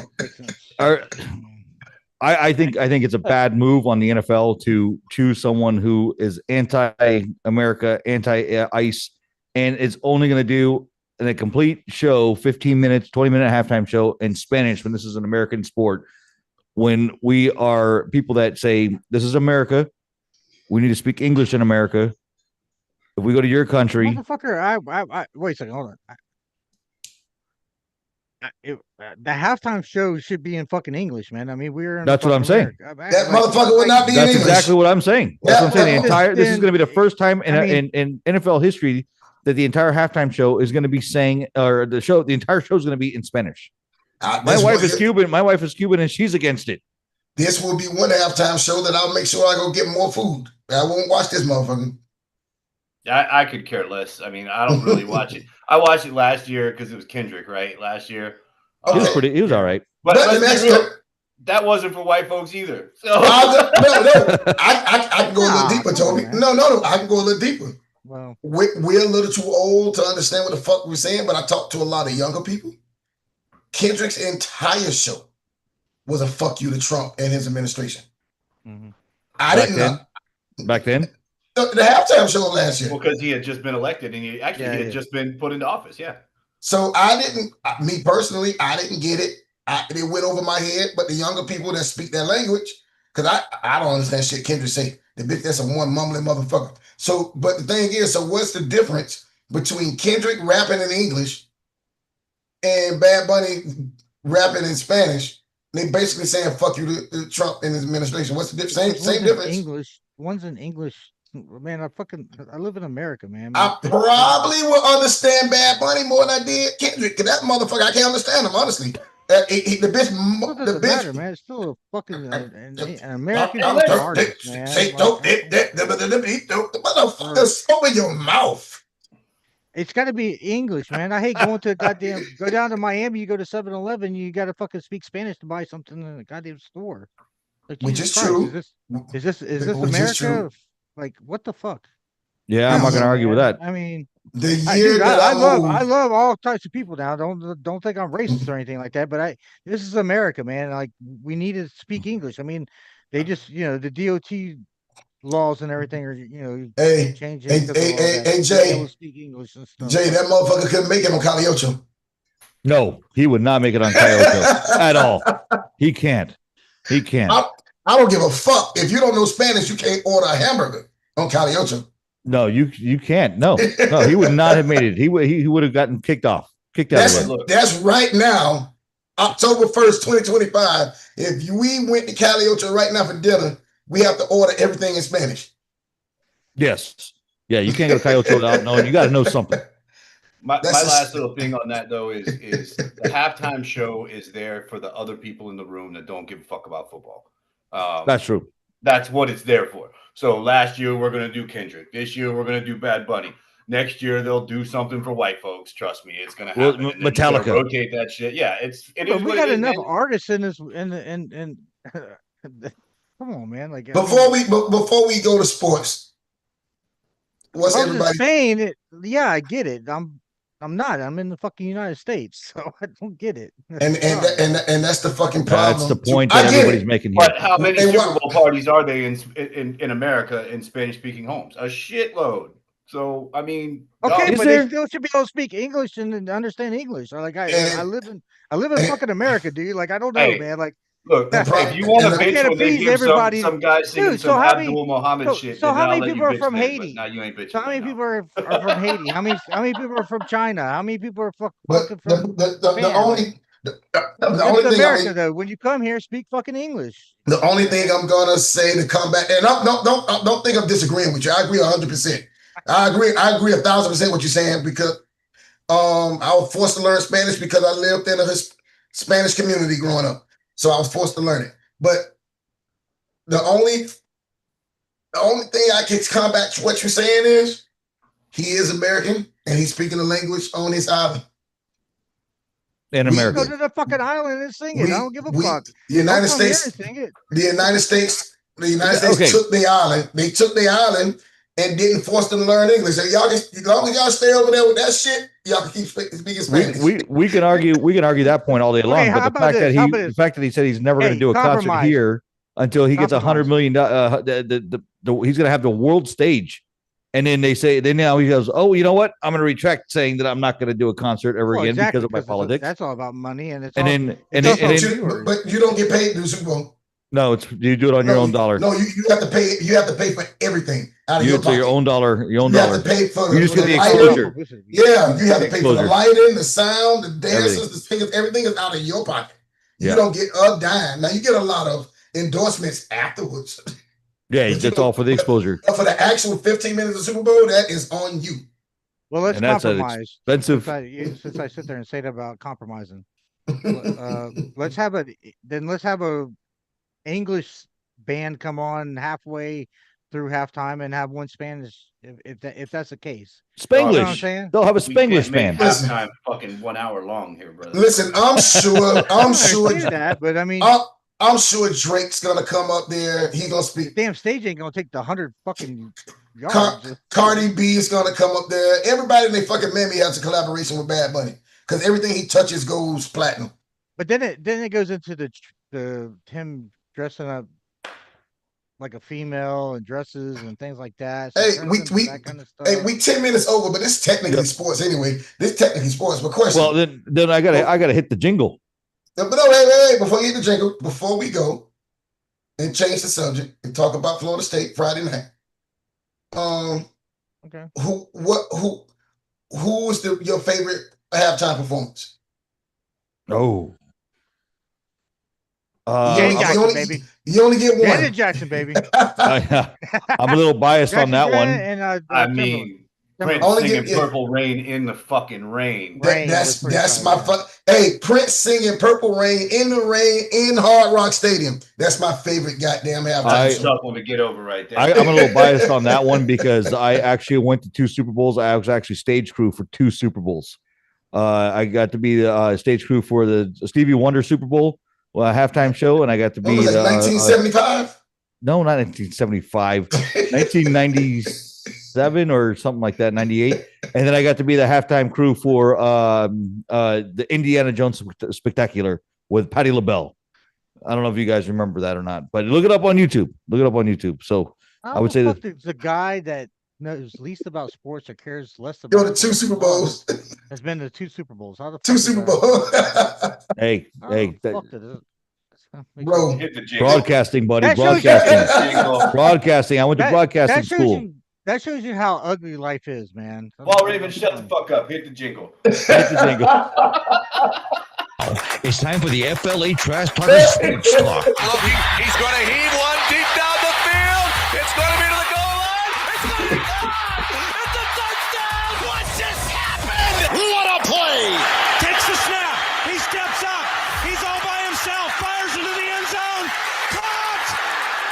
Touchdown. What is going on in the world of sports? And yes, I got to go to 2 Super Bowls, Wally. All right. 2 of them, both at Joe Robbie Stadium, and then it was changed to Sun Life Stadium. Oh, so both of them was in Miami. You went to both of them, yeah. Both of them were in Miami. I'm here to tell you, my wife knows this too. The Dolphins ever make it to the Super Bowl, I don't give a fuck if I'm 80 years old. I'm going. If I don't have enough money in the bank, we goddamn get a second mortgage. Goddamn it. Yeah, I think all three of us are going. I don't know about Wally. I told her I go sell some dick on the trail, but I'm going to the Super Bowl if the all right, when the price is right. Toby, take us away with sports. What's happening in the world of sports? It ain't gay if it gets you to the Super Bowl. Game for the state, baby. Game for the state. So we were looking forward to an epic early 90s type clash between the Miami Hurricanes and Florida State Seminoles, at least on paper. And unfortunately, Florida State had to take a trip to Charlottesville, Virginia. And the on paper big game feel of this got stolen by the Virginia Cavaliers. That was a real Wally and I watched together with 3 or 4 other Florida State fans, and that was one of the more difficult games I've had to endure in my lifetime. The defense completely fell apart, gave up 440 yards. That is really, really bad. 211 on the ground. We'll get back to that when we talk about next week after this part is over with. But next week, motherfucker, 2 days. It's real tough to see it. And hey, UVA has a great offense. That quarterback was excellent. This is not they're top 5. A very, very good offense, but you cannot let them hit you for 46 points. Florida State made a few mistakes on offense that ultimately cost them the game. There was a interception after they walked it down the field. Castellanos gets picked off on a flats pass. They fired a safety at him. He didn't see him coming. Old boy bats it and picks it off at the same time.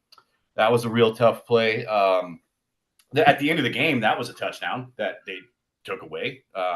Don't understand that part either, but it is what it is.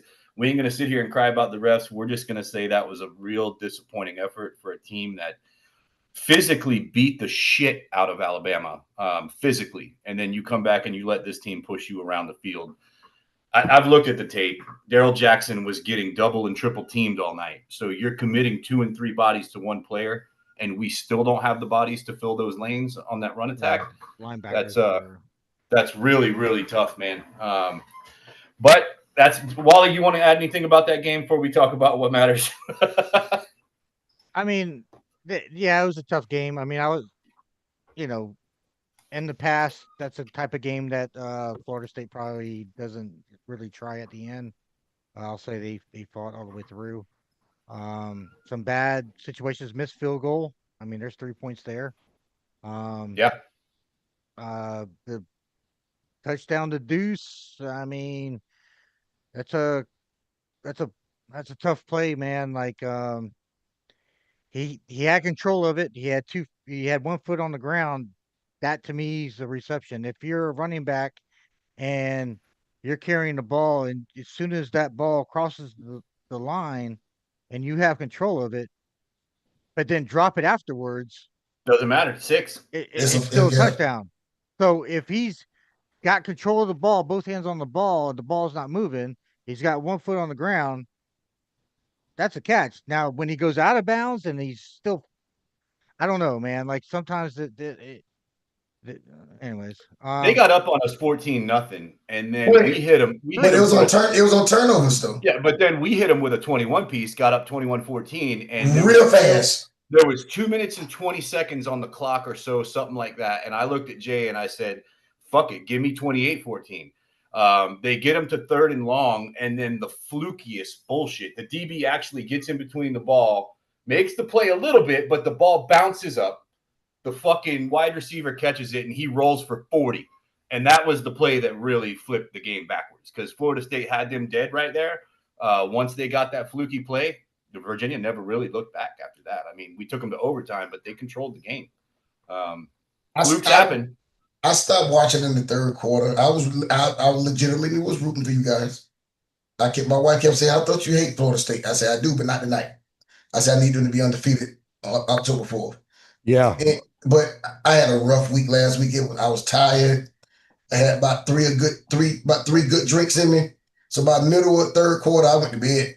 But first thing I did when I woke up was like I was checking my betting ticket to see who won. And I was fucking disappointed that you guys went to overtime and lost. Believe it or not, I also too was rooting for Florida State, even though I texted Wally, I hope they lose. But me and my wife, we watched the entire game and we were rooting for them. But I'm going to be honest with you. When they lost, I kind of was like, kind of sucks. Guess they're going to go into Miami with the loss. Hey, that's the reason why I fuck with you guys all week. You notice I didn't say a word all week because I legitimately wanted y'all to win. Motherfucker, y'all talk all kinds of shit Sunday. I noticed y'all were talking shit to me. Y'all didn't include Toby on that shit. What are you talking about? I didn't say nothing about Florida State. All the text messages you were sending me Sunday, and all that bullshit about. I ain't see none of it. No, I know because they sent it just to me. They didn't put it on the group text. Who is all right, next time. All right, next time was we'll go to the they? group chat. Next time I we'll go to the wasn't. group chat. I wasn't included in that. Oh yeah, you were. Oh yeah, you were. I might have been drunk. You say Sunday. What? No, but he meant Friday.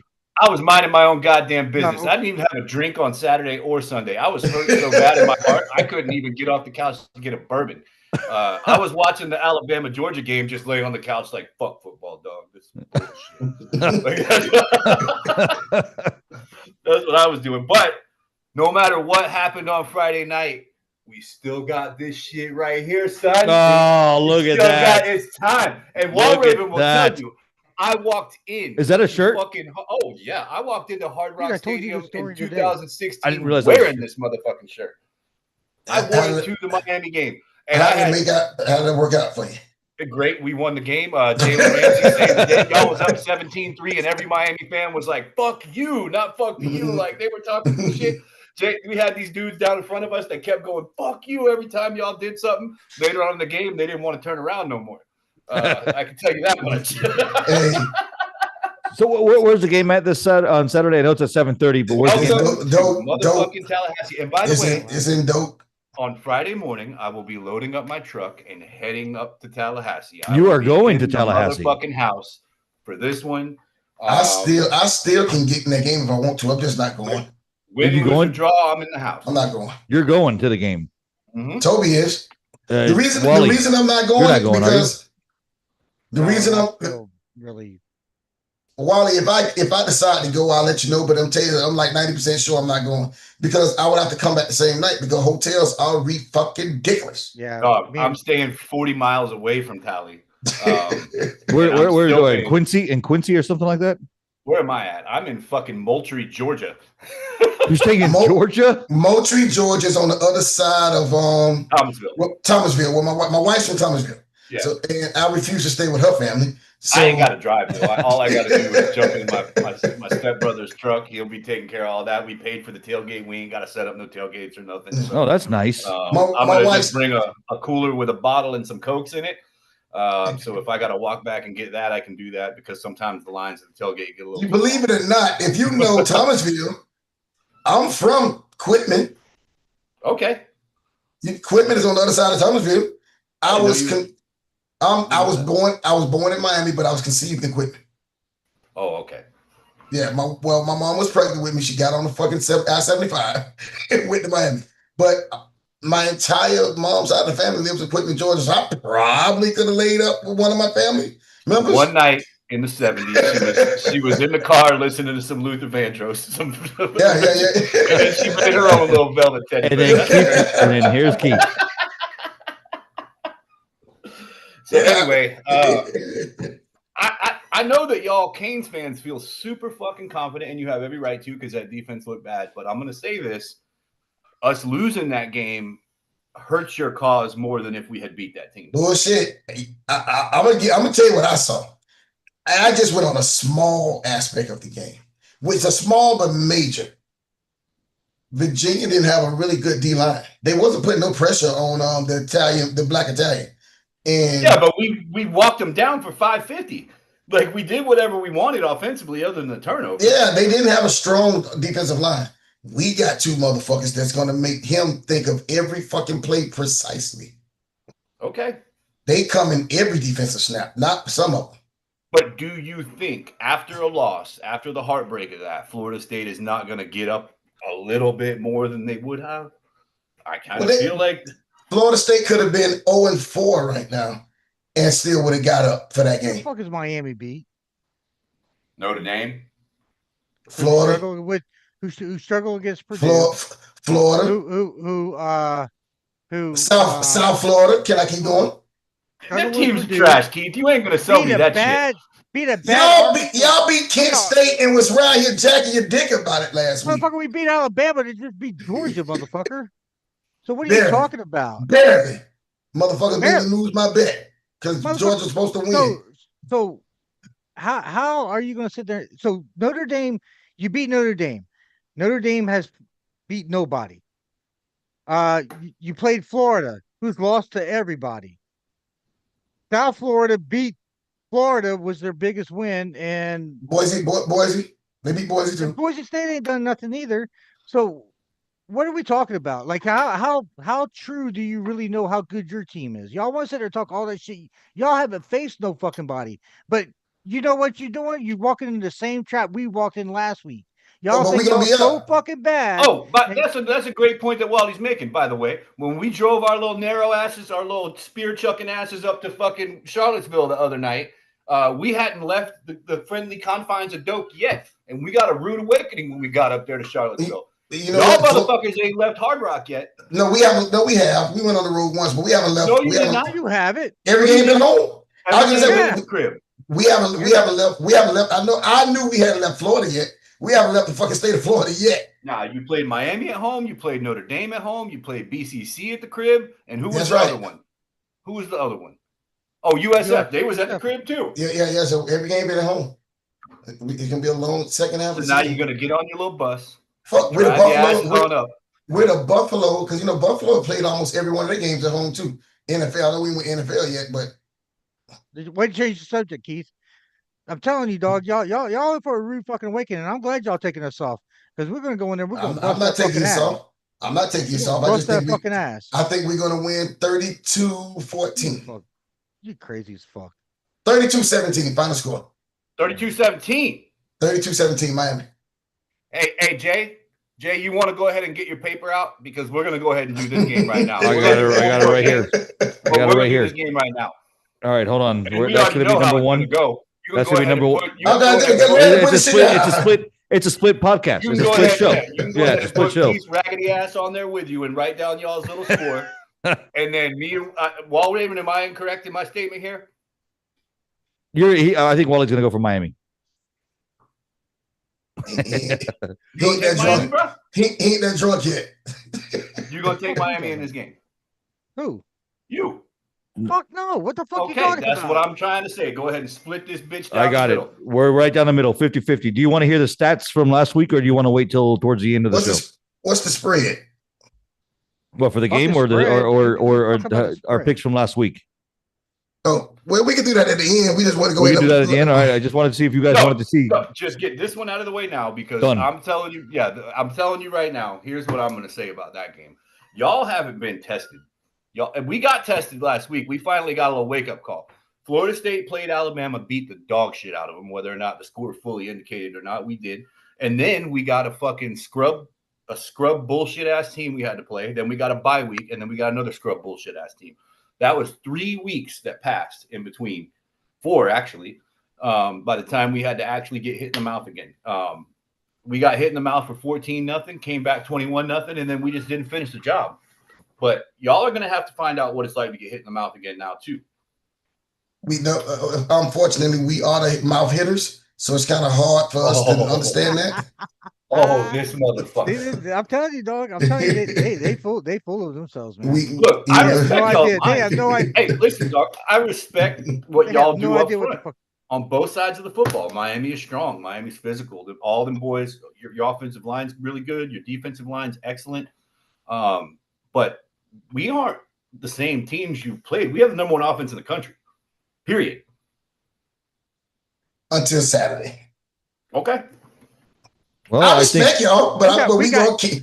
We got the best running back room and the best wide receiver room in the country. Problem is the wide receivers can't get the fucking ball if Tommy on the fucking ground. Or if we got a really good fucking offensive line. Hey, that motherfucker gonna have 85 yards rushing Saturday. Watch what I tell you.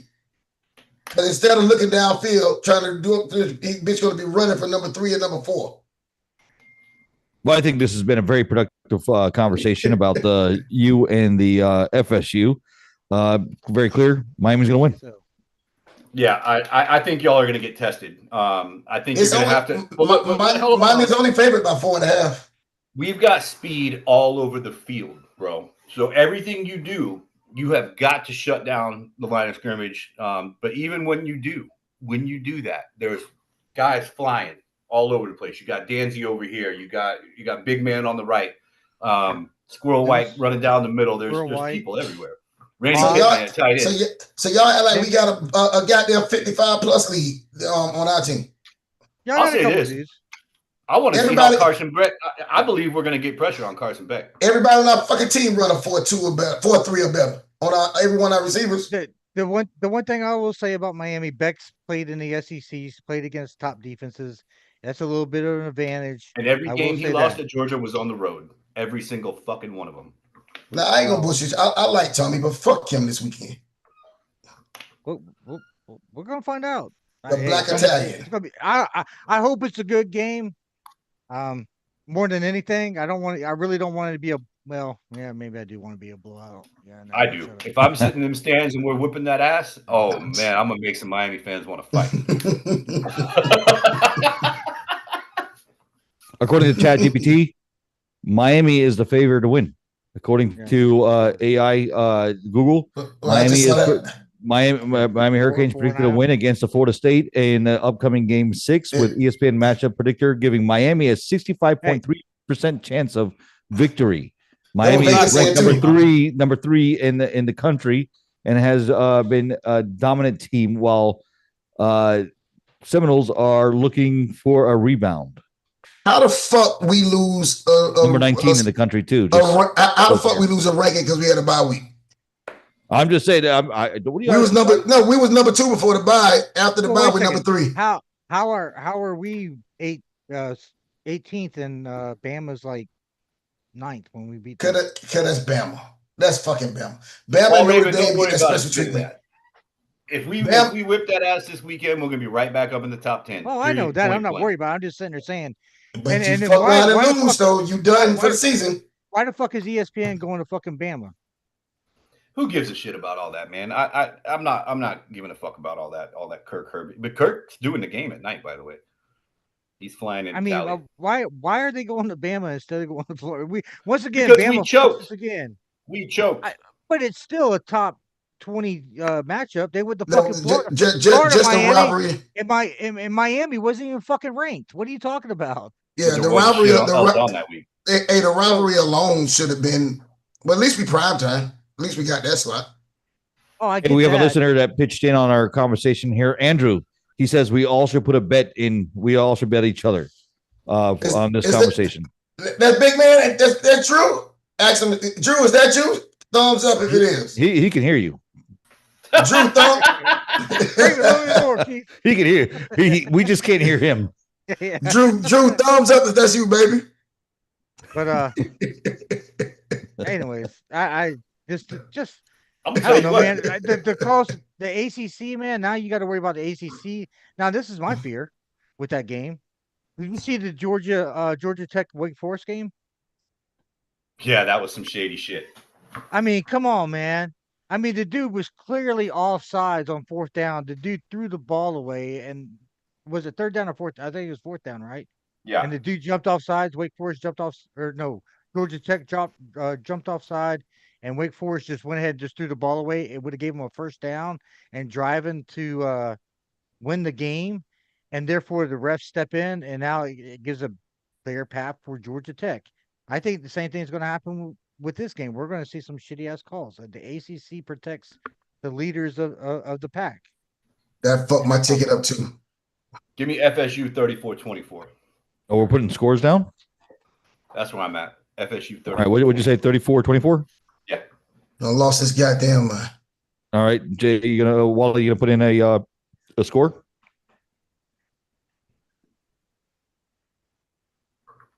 What about you? Why he's thinking about it, Keith? Florida State. I already gave you mine. 31-21. 31-21. Keith, what was yours? 34-17. 17. Miami. Oh, they're gonna double us up. Okay. Yeah. I'm gonna go 1 billion to 0. No, I'm gonna kind of stay in this range here. I'm gonna say 33. 33. I don't know. I'm figuring that one out. 33. Yeah, they're gonna get a safety. They're gonna get 4 touchdowns, field goal, and safety. That sounds good to me. And this fucker went to the Super Bowl twice. Twice. To 10. Look, man, I wish I'm only giving Florida State 10 points. I wish this shirt still fucking fit because it's too late for me to get a new one made. Hey, that's the reason I keep sitting down, man. I don't fit either, but it go across the chest really well, so you can see it. Damn. Well, go Knowles, man. Hey, it's gonna be a banger. It always is, man. Unless one. Yeah, it's gonna be a fun game regardless of what happens. Case, neither team is bad this time, so you know you're gonna get a banger out of it one way or the other. It's gonna be a fun game and a fun conversation on our next show. There's gonna be some hitting. We did roughly talk about briefly the Bama Georgia game. I called Bama in that. And what I will have to say is Bama's a pretty fucking good football team. I think people were ready to sell them up the river after that game at Florida State. But that guy's got his shit together up there. Did you see the play where they hit Proctor up on the sideline? They lined Big Boy, the left tackle, up at wide receiver. Yeah, I saw that. And it hit my man with a screen, and he rumbled down about 10 yards. You give DeBoer a week to prepare for you, and he's going to have some stuff. We caught him off guard. They didn't expect the pass rush that we were going to have for him that day, but he knew it was coming from Georgia, and that Ty Simpson guy handled his fucking business. Yeah, Andrew said yes, sir. Keith, my man.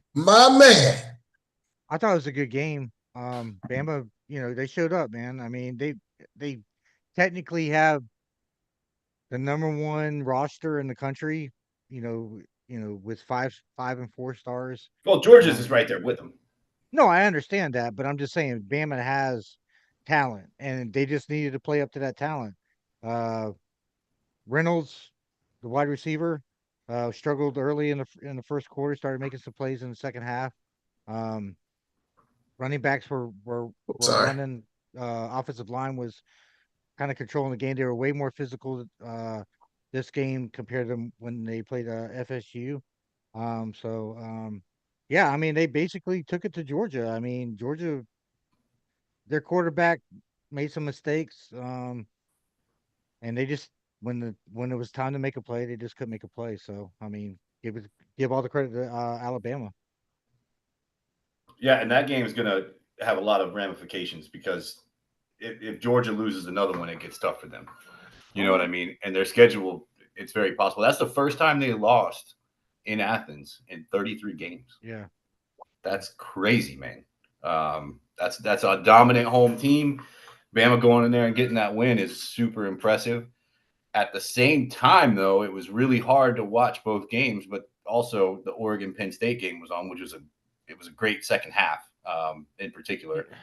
But it was hard because I'm so focused on that Bama UGA game, looking up and watching the other one. The Penn State. Nope. Penn State Oregon lost, won right? it in overtime. Oregon won it in overtime. Yeah. I knew it was a tight game. Okay. A lot of overtime games this week, but yeah, I put them side by side on the TV and was trying to watch.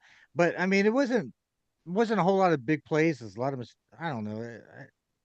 It was a boring game to watch. Penn State came back and made it close, took it into overtime, and then unfortunately it was like they ran out of the gas at the end, and Oregon, made the plays they needed to win that game in overtime. I think Oregon's going to be a real tough out the rest of the season. That's a potential national championship team. Yeah, I don't know their schedule. I don't know who they play in the Big Ten. Do they play Ohio State or Michigan? Eventually, they'll have to meet the people in the title game, right? I mean, well, yeah, that's the reality. Some of them, and in a 12-team playoff, they have a win in the bag now. You know what I mean? They can lose a game, and it's not going to change anything for them. That's what beating Penn State did for them. You get that win under your belt, you got a freebie out there. Well, did you hear all the talk about Franklin, getting rid of Franklin at Penn State and everything and all that? Well, of course, he doesn't have a top 10 win at all, and he's got a lot. He's competed in a lot of those games now. Is it 20-something games he's played a top 10 team now, and he hasn't won one? Something like that. 20. It's in the 20s, I think. Yeah, that's tough because at the end of the day, they pay you $10-12 million a year to win those games, and you've had ample time to get ready with your roster. He's been there for how long now? 9-10 years? Almost 9 years? Yeah. Yeah, because they hired him when I lived over there on that lake, dog. That's been a minute. Yeah. So yeah, good luck. If he ain't been able to do it in 9 years, I mean, or is it the Dabo scenario where after 10 years he wins 10 games a season, he puts players in the NFL. If you're Penn State, are you okay with maybe making it to the Big Ten championship game, and that's as far as you're going to get, and you're going to suffer these big game losses during the season, but play a cupcake schedule to get you to the championship? Like, I don't think you can call anything about the Big Ten schedule a cupcake anymore. With Oregon over there, USC's decent. It's not cupcake. They just lost to Iowa. But I'm just saying, though, you've got enough teams over there. Like, I don't think you can call that schedule cupcake. Indiana's good. Indiana that's probably the third best team in that. Yeah, I mean, there's teams there. You can't call it cupcake, bro. Actually, they might be second. It might be. Well, Oregon, Ohio State. Oh yeah. Okay, so Oregon, Ohio State, Oregon, then Indiana. I'd put Indiana third. I think they're that good, but we'll see. Well, Michigan's there too. A lot of good teams there.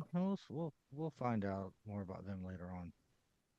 Well, one thing we all, except for you, so 75%, it's a fuck you, Wall Raven conversation. And I see my man Jay has on the Merino jersey. Damn right. I've been waiting to wear this jersey, so I wore it on the first game. Wally will tell you, I sent a picture out to everybody, and it didn't work out for me.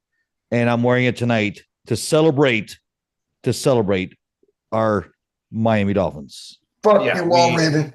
We had a big win the other night, our first win of the season. And I don't give a shit that is against the Jets. That came with some tragedy. Unfortunately, Tyreek Hill's leg snapping the way that it did. Yeah. I knew it right when it happened. I saw it. I Yeah, was looking that was and I bad. saw him go out and I saw his leg stick and I'm like, oh fuck, just- I was like, he Jordan Travis, his shit. He's cooked.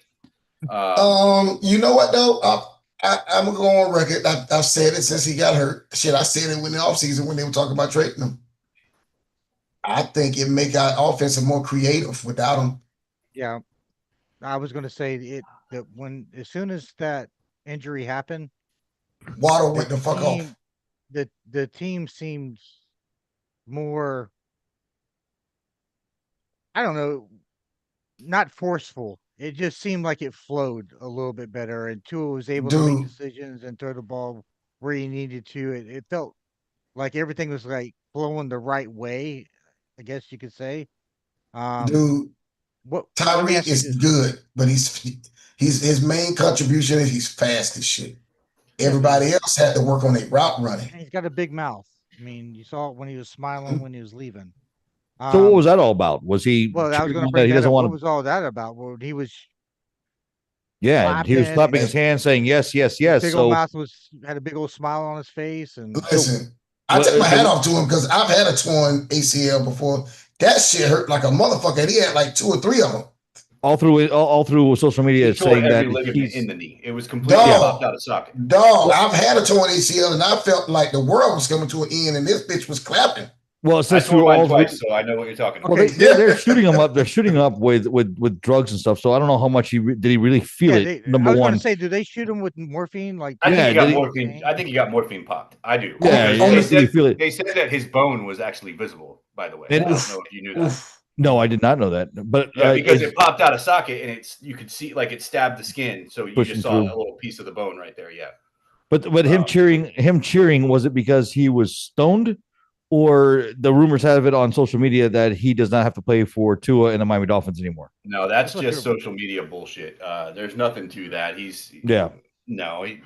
Tyreek, for all of his faults, he's a competitor. And once they jabbed him up with that, and he heard, if you remember at that moment when he put his hand up, the crowd actually cheered really loudly for him. Yeah, they did. They did. And once the crowd did that is when he started doing what he was doing. So he was reacting to the crowd.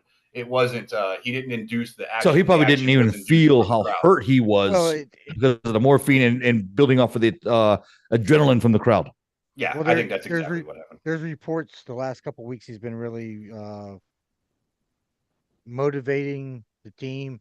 Yeah. I don't and then if you saw before the game, he was the guy in the middle of the circle with everybody around the huddle, chanting everybody up, getting everybody hyped up. Like he was like trying to make a turn, I think. So yeah, it was probably more that he was just probably just all fucked up on morphine and was just happy as hell, and the crowd was going cheering for him, and he was happy that And as soon as he got off the field, Waddle went the fuck off. Waddle had 1 target before that. Well, Achane went off. It looked like Darren Waller now is a viable option for this offense. God, that bitch was nice. I don't know if it was against the Jets, but that bitch was nice. I'm a Celtics fan, and there's a reason why I'm going to parallel this for you. So a few years ago, we had this player, Marcus Smart, that was with us for a long time. Marcus Smart was. And in that last time when Miami got up on us 3-0 and we came back and almost took the Heat out, but we only got to Game 7. Jason Tatum got hurt in the beginning of Game 7. And Marcus Smart, it seemed like a lot in those playoffs. It's like it was his team no matter what at the end of the day. So in that offseason, Boston made the move to get rid of Marcus Smart because in order for it to be Jason Tatum's team, Marcus Smart couldn't be in the locker room. That's the reality of it. Because the players dictate whose team it is. You don't dictate that. You know what I mean? So they had to get Marcus Smart out of the locker room, and then Boston comes back and wins a ring. The reason why I'm paralleling that is because I think this was Tyreek Hill's team, win, lose, draw, good, bad, or indifferent. So now it's going to be Tua's team for the first time. I don't think it's ever been Tua's team his entire time he was here. Brian Flores wasn't going to let it be Tua's team. We know that they bumped heads and did not like each other. Then you bring in Tyreek Hill. Automatically, he was the star. Tyreek commands a locker room. He's a loud guy, which is fine. That's great. But wide receivers being your leader is always a risky proposition because wide receivers are very temperamental people by nature. They most are pretty boys, and Yeah, you gotta have the ball.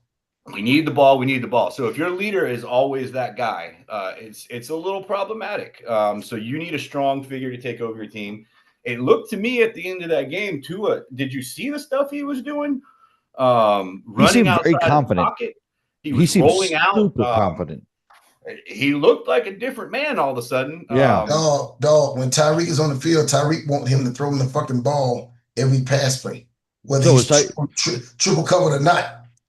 So is Tyreek causing some issues with his mindset? I mean, because he looked, even from the beginning of the game, in my opinion, Tua looked different than he had the previous games. And then he only seemed to have gotten better as Monday Night Football continued.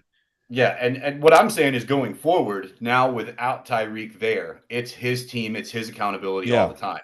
So we'll see what he does next. He had that stepping stone performance the other night. And now we're going to see they got Carolina Sunday, which is it's a good setup for us to come off of that win and get Carolina because that's a very beatable team.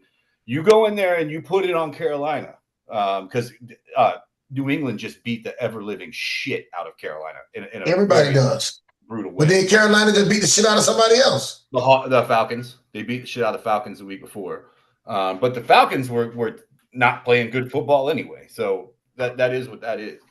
But I believe they go in there and they put it on Carolina this week, get to 2-3, and might be some new energy in that building. I don't know if it's enough to get us through to a playoff spot, but I'm really wanting to see what Tua is going to do with this newfound responsibility. I'm just excited to say that we fucking tied with the Baltimore Ravens and only one game behind Kansas City. We played them in like 3 weeks too, so there's that. I don't know about you guys, but I was a real big fan of the jersey. I like that black the helmet. I'm actually, while we're talking about this, I just got an alert on my phone of that they are releasing those jerseys, the black jerseys. Yeah, $138. I was at in the Altamont Mall earlier, and they already have them. They have them at they have them. Yeah. I'm going to get me a Chop Robinson. Where? At the Ultimate Mall. All right, I have to check that out. I'm gonna get me a Chop Robinson. I saw it online. It's $138. I need to get me a damn Marino one. They had Tyreek Hill, which obviously that one's probably not. I'm too fat. I'm too fat to wear number 10. Okay. I think they had H-N. Too fat to wear H-N too, but I can rock a Chop Robinson. I'm gonna rock a damn Marino one. Jerseys though, don't go buy it somewhere. Order it because you'll be able to get the player you want. So yeah, well, that's what I want. I want a Dan Marino one. I don't want, that's who I am. I want a Dan Marino jersey, black one, just like the one they played. You can't go wrong with Dan Marino because you don't worry about him ever getting traded. Yeah, that's what I've always been worried about. After Dan Marino or after the Clayton brothers the Mark brothers, I quit. I just stuck with my Dan Marino or Mark Clayton, Mark Duper. True story. I was on my way to get a Wilkinson jersey. And the bitch he left the Dolphins. I said, God damn it, I almost pulled the trigger like a month ago to buy that jersey. I got a Mark Duper jersey from Mark Duper himself because in 5th grade, me and his daughter went to the same school in the same classes, and we would walk across the field, and my mom would park right next to Mark Duper, and her name is Stacy Duper. Me and Stacy Duper would walk across the field together, and she would get in her car. I would get into my car. But one day he gave me one of his jerseys. I thought how old are you, dog? I was in the 5th grade when Duper got drafted. I'm 40. I'm 40. I'm 47 years old. Yeah, Duper was with us until like 92, 91, or 92. Duper got drafted 82, 83 draft. Marino got drafted 83. I think Duper came the season before Duper. Okay. I mean, I think Duper came the season before Marino, so I want to say Duper got drafted in 82 because Clayton was drafted. Clayton was drafted in 83. It had to be somewhere. I was in 5th grade, and I'm 47, so it had to be in 88. Fuck, man! I remember when Duper was fucking drafted. Yeah, it was 1988, somewhere in 89, 88, somewhere in there. Bitch, I remember the quarterback before Dan Marino. Dan Marino took Don Strott's place. Yeah. Anyway, I thought that was a fun story to tell you guys. I forgot. The quarterback that led us to the Super Bowl 2 years before was a different guy. I can't even think of his fucking name now. Jensen. Either way. No. It was a different cat. I can't think of it. Wood something. Oh well. Anyway, look forward to the rest of the Dolphin season. I mean, I know it sucks to have it without Tua, but I think Devon Achane, I think Darren Waller, I think Jalen Waddle, and I think Malik Washington. I think those 4 guys are in for a nice increase in numbers. You can spread the ball out now, man. You're not being demanded by Tyreek to throw you 8 balls or he's going to throw a hissy fit. You don't have to worry about that no more. One thing about Waddle, like I know we're talking about receivers that are temperamental. Waddle is not a temperamental guy. He go with the flow. He goes that with Bama, the flow. That's that Bama shit. That Bama shit, it takes that out of you. None of the Bama receivers are off the chain like that. So, yeah, I look forward to seeing Waddle have a good rest of the year. And Waddle and Tua have a good chemistry. They do. They just got interrupted when Hill came there. What did y'all think about that fucking beating Kansas City put on Baltimore, though? I mean, it was alarming. I think that was a little unexpected. That was harsh. Yeah. I think there's issues in Baltimore. Lamar Jackson does not seem happy. I don't know if he's got issues with the offensive coordinator or what's going on. I really don't believe he has a hamstring problem. I think he kind of, to be honest with you, Wait, are you trying to tell me you genuinely believe old boy straight up faked that shit and left the game? Yeah. I mean, if you look at the play where that's they say a harsh accusation. Dude, I obviously I've been watching him because he's my quarterback in my fantasy league, right? There's plays that go on. He seems aggravated, upset. His facial expressions, he doesn't seem happy. And then last week, man, I don't think he was happy with what was going on. And yeah, to a certain degree, I think he almost gave up on like. Did you see the way they were fucking blitzing him? They were blitzing that motherfucker every play. I mean, and Steve Spagnuolo, man, he's killed Brady twice in Super Bowls. Oh yeah, he's he don't play. Coordinator. I hope the Dolphins saw that shit because we don't have a good secondary, so we need to blitz them too. But there's issues. I feel like there's issues there, and I don't know shit about nothing, but I think there could be something there, man. I think something could pop up later on saying that he's unhappy being there right now with what's going on. It just doesn't seem right. Baltimore's a better team than that. And he might be even upset with the defense that they can't stop nobody right now. They have a lot of injuries. Their defensive line is banged up. I think they got a linebacker out. I mean, so I think there's going to be issues there, and it will come out that he's unhappy there. I watch the same games you do because I got Derrick Henry in my fantasy team, so I've watched it all. And I do concur that his facial expressions and his reactions to certain things that happen, he looks oddly unhappy. The normal jubilation that Lamar Jackson has is not exuding from his pores right now for whatever reason. I saw him throw the helmet twice on the sideline Sunday.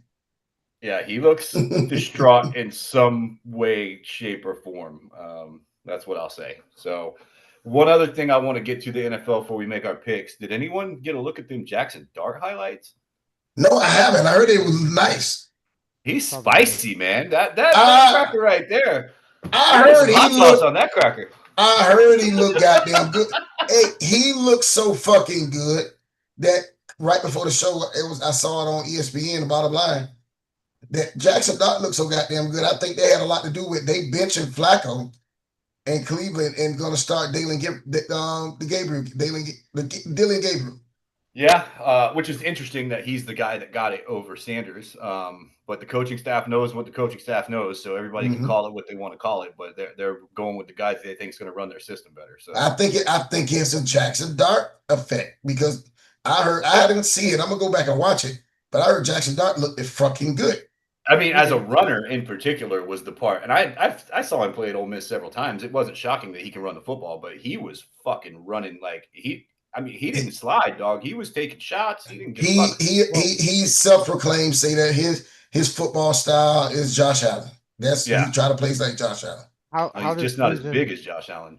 How does losing neighbors affect him going forward? Well, it fucks up his rookie season because he might have been able to have a great rookie season because Neighbors is elite, period. But, and now they're fucking done. I don't give a damn how good. Yeah. Now you get to rely on Wan'Dale Robinson and Darius Slayton, which is it's a little tougher on you. But I mean, that's a big hit. I mean, but running back Scatterboo, I mean, beast. I heard he had a good game Sunday too. It looks like he's gonna be a guy. That's what pissed me off about seeing Neighbors go down because I was looking at it like that Dallas combination from the old days, like an Aikman, Emmett and Irvin. Emmett and Irvin, yeah. So like it was going to be fun to watch that build together, and they've already taken that away for at least this season. So to feed off of that, I heard what the boy name, the Odell Beckham says that MetLife Stadium is fucked up. It's been fucked up, and they changed the turf out like 3 different times, and I actually the year before, or the summer before Aaron Rodgers tore his Achilles, they had changed the turf out, and I want to say they've changed the turf out one time after that. Dude, that stadium has more miles than anybody because I don't know what college team plays on it, but I'm sure somebody playing on it on Saturday. And every Sunday there's a game because either the Jets or the Giants are playing on that field. Yeah, your boy Odell called it Death Life. He called it Death Life Stadium. I was like, that's cold, buddy. But I mean, they've tried to change the. Just go to grass. I mean, can we? That's it. Go to grass. I mean. Well, you remember they used to have the rash of the ACL tears because of the turf seams. Remember? And they got that correct. They don't have that anymore. Yeah, turf has come a long way since then. But nonetheless, you can still have bad turf and you can have bad situations. And it seems like the frequency of injuries there in that stadium is interesting. Yeah, just go to grass. I mean. Well, let's go ahead and finish this up. Let's make some quick picks. We already got the pick of the week on the board. That's game of the fucking week. We went with a score on that too, which is that's I love it. We got one more college game we're gonna do. We're gonna do Alabama at Vanderbilt. Hold on one second. Let me let everybody know what the spread is. I'm on ESPN right now. Well, while you're doing that, last week. Spreads? Whoa, shit! Alabama wants to let you know. Alabama spread. Yeah, Alabama favorite 10.5. 10.5. 10.5. You know what? Do the spread on this game. Do the spread. We're gonna pick this game by the spread. So Alabama minus 10.5. So with that 10.5 spread, I'm going to take Vanderbilt to cover. Over under 56.5. They think it's going to be a high scoring game. I'm going to take Vanderbilt to cover. Go ahead, Keith. That's a good game. Make sure you note that, Jay, that it's spread pick. Spread pick. Got it. Yeah. Vanderbilt is 5-0. Alabama is 3-1. 10.5 spread. I'm gonna go but it's in Alabama. I'm taking Alabama to cover. Okay. Alabama to cover. Okay. So Alabama by 11. Mm-hmm. Okay. I'm gonna take Alabama by like 9 is where I'm at. So I'm in there. I don't know either one of these teams very well, but so I'm gonna go with Bama. So you're going for the blowout. That's the deal. Right? Either it's a close game or a blowout. That's basically the pick. Yeah, that's what I'm picking. Based on everything I'm hearing, I'm going with Bama. I'm going to take Vanderbilt and the points. Yeah, I'm with you on that. I like that. I like the matchup actually for them to be able to stick around. That quarterback's good. Yeah, that team's they beat South Carolina. They beat Virginia Tech.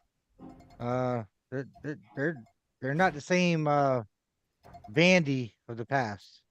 Right. And I think they want to go in there and prove a point because they're saying, last year was a fluke. So I like Vandy. All right, so we need 3 NFL games. We are going to do Buccaneers at Seahawks. Both teams 3-1 at Seahawks. I know who I got, but I can tell y'all who the favorite if you want me to tell you. This should be a close spread.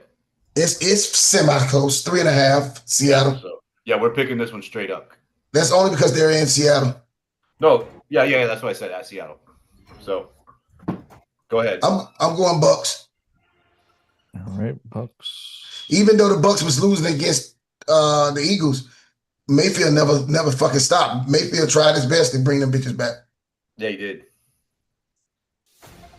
I have to go with Seattle. I think the issues with the offensive line, Mike Evans being out, I think that defense on Seattle is really good. I think you like Seattle because you like the men over there.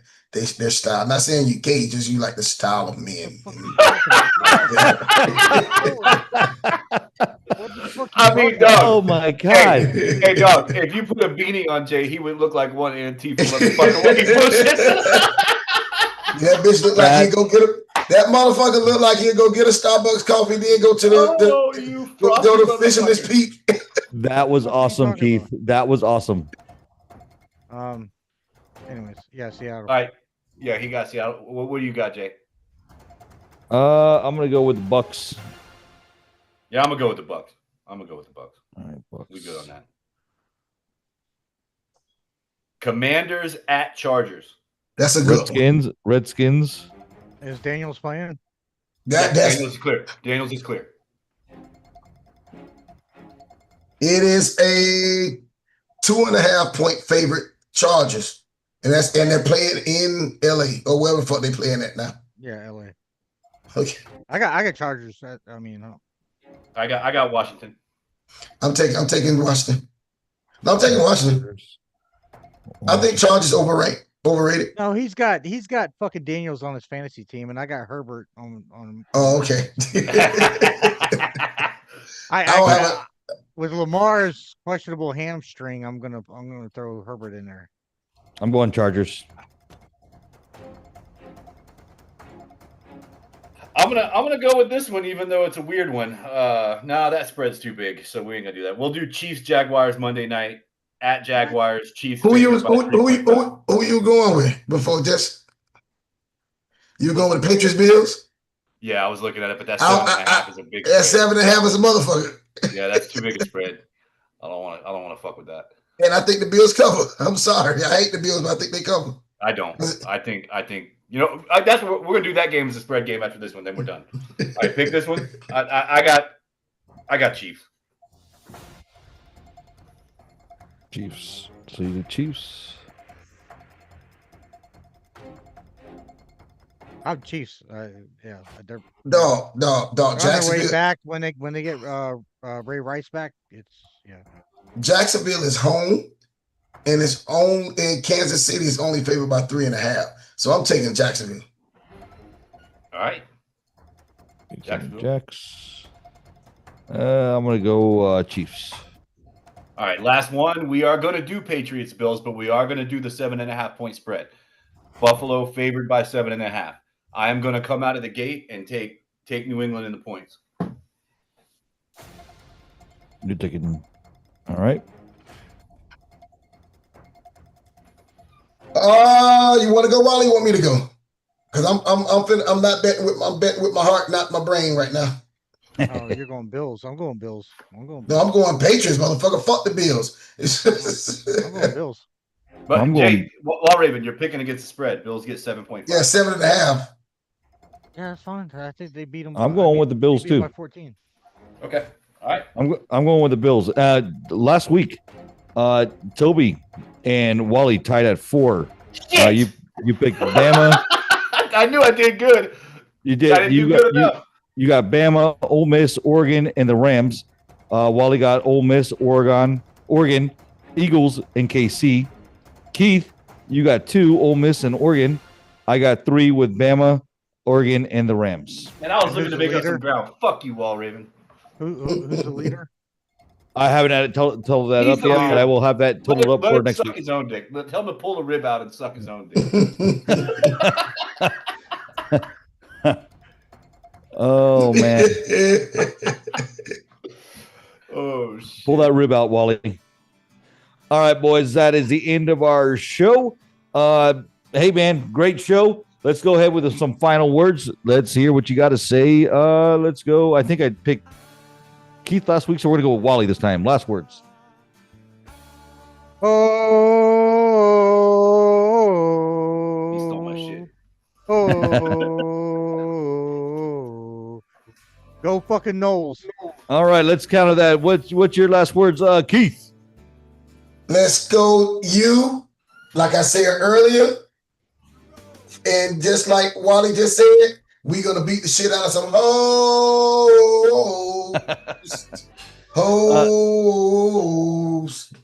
And what about you, Toby? What's your final words for today's show? I woke up screaming, "Fuck the you." Go Knowles, man. Good show. Y'all have yourself a fine evening and enjoy getting up and going to your jobs real early while I'm sleeping. Yeah, you son of a bitch. I'm gonna be with you next week. I'm gonna be with you next week, brother. I am on vacation at about 12 noon Friday. And I'm JG, and I went to 2 Super Bowls, January 29th, 1995 with Patti LaBelle and Tony Bennett. January 31st, 1999, Gloria Estefan and Stevie Wonder. 2 Super Bowls. 2. Me. All right.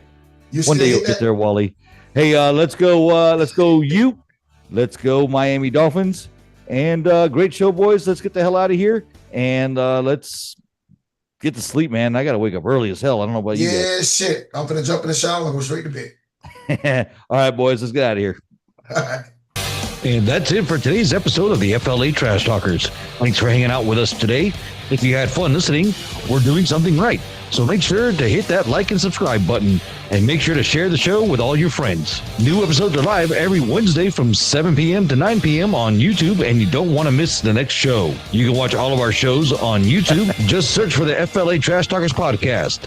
Until next Wednesday, the world is hectic, so don't take everything so seriously. Don't get so offended, and keep talking trash. We'll see you on the next episode.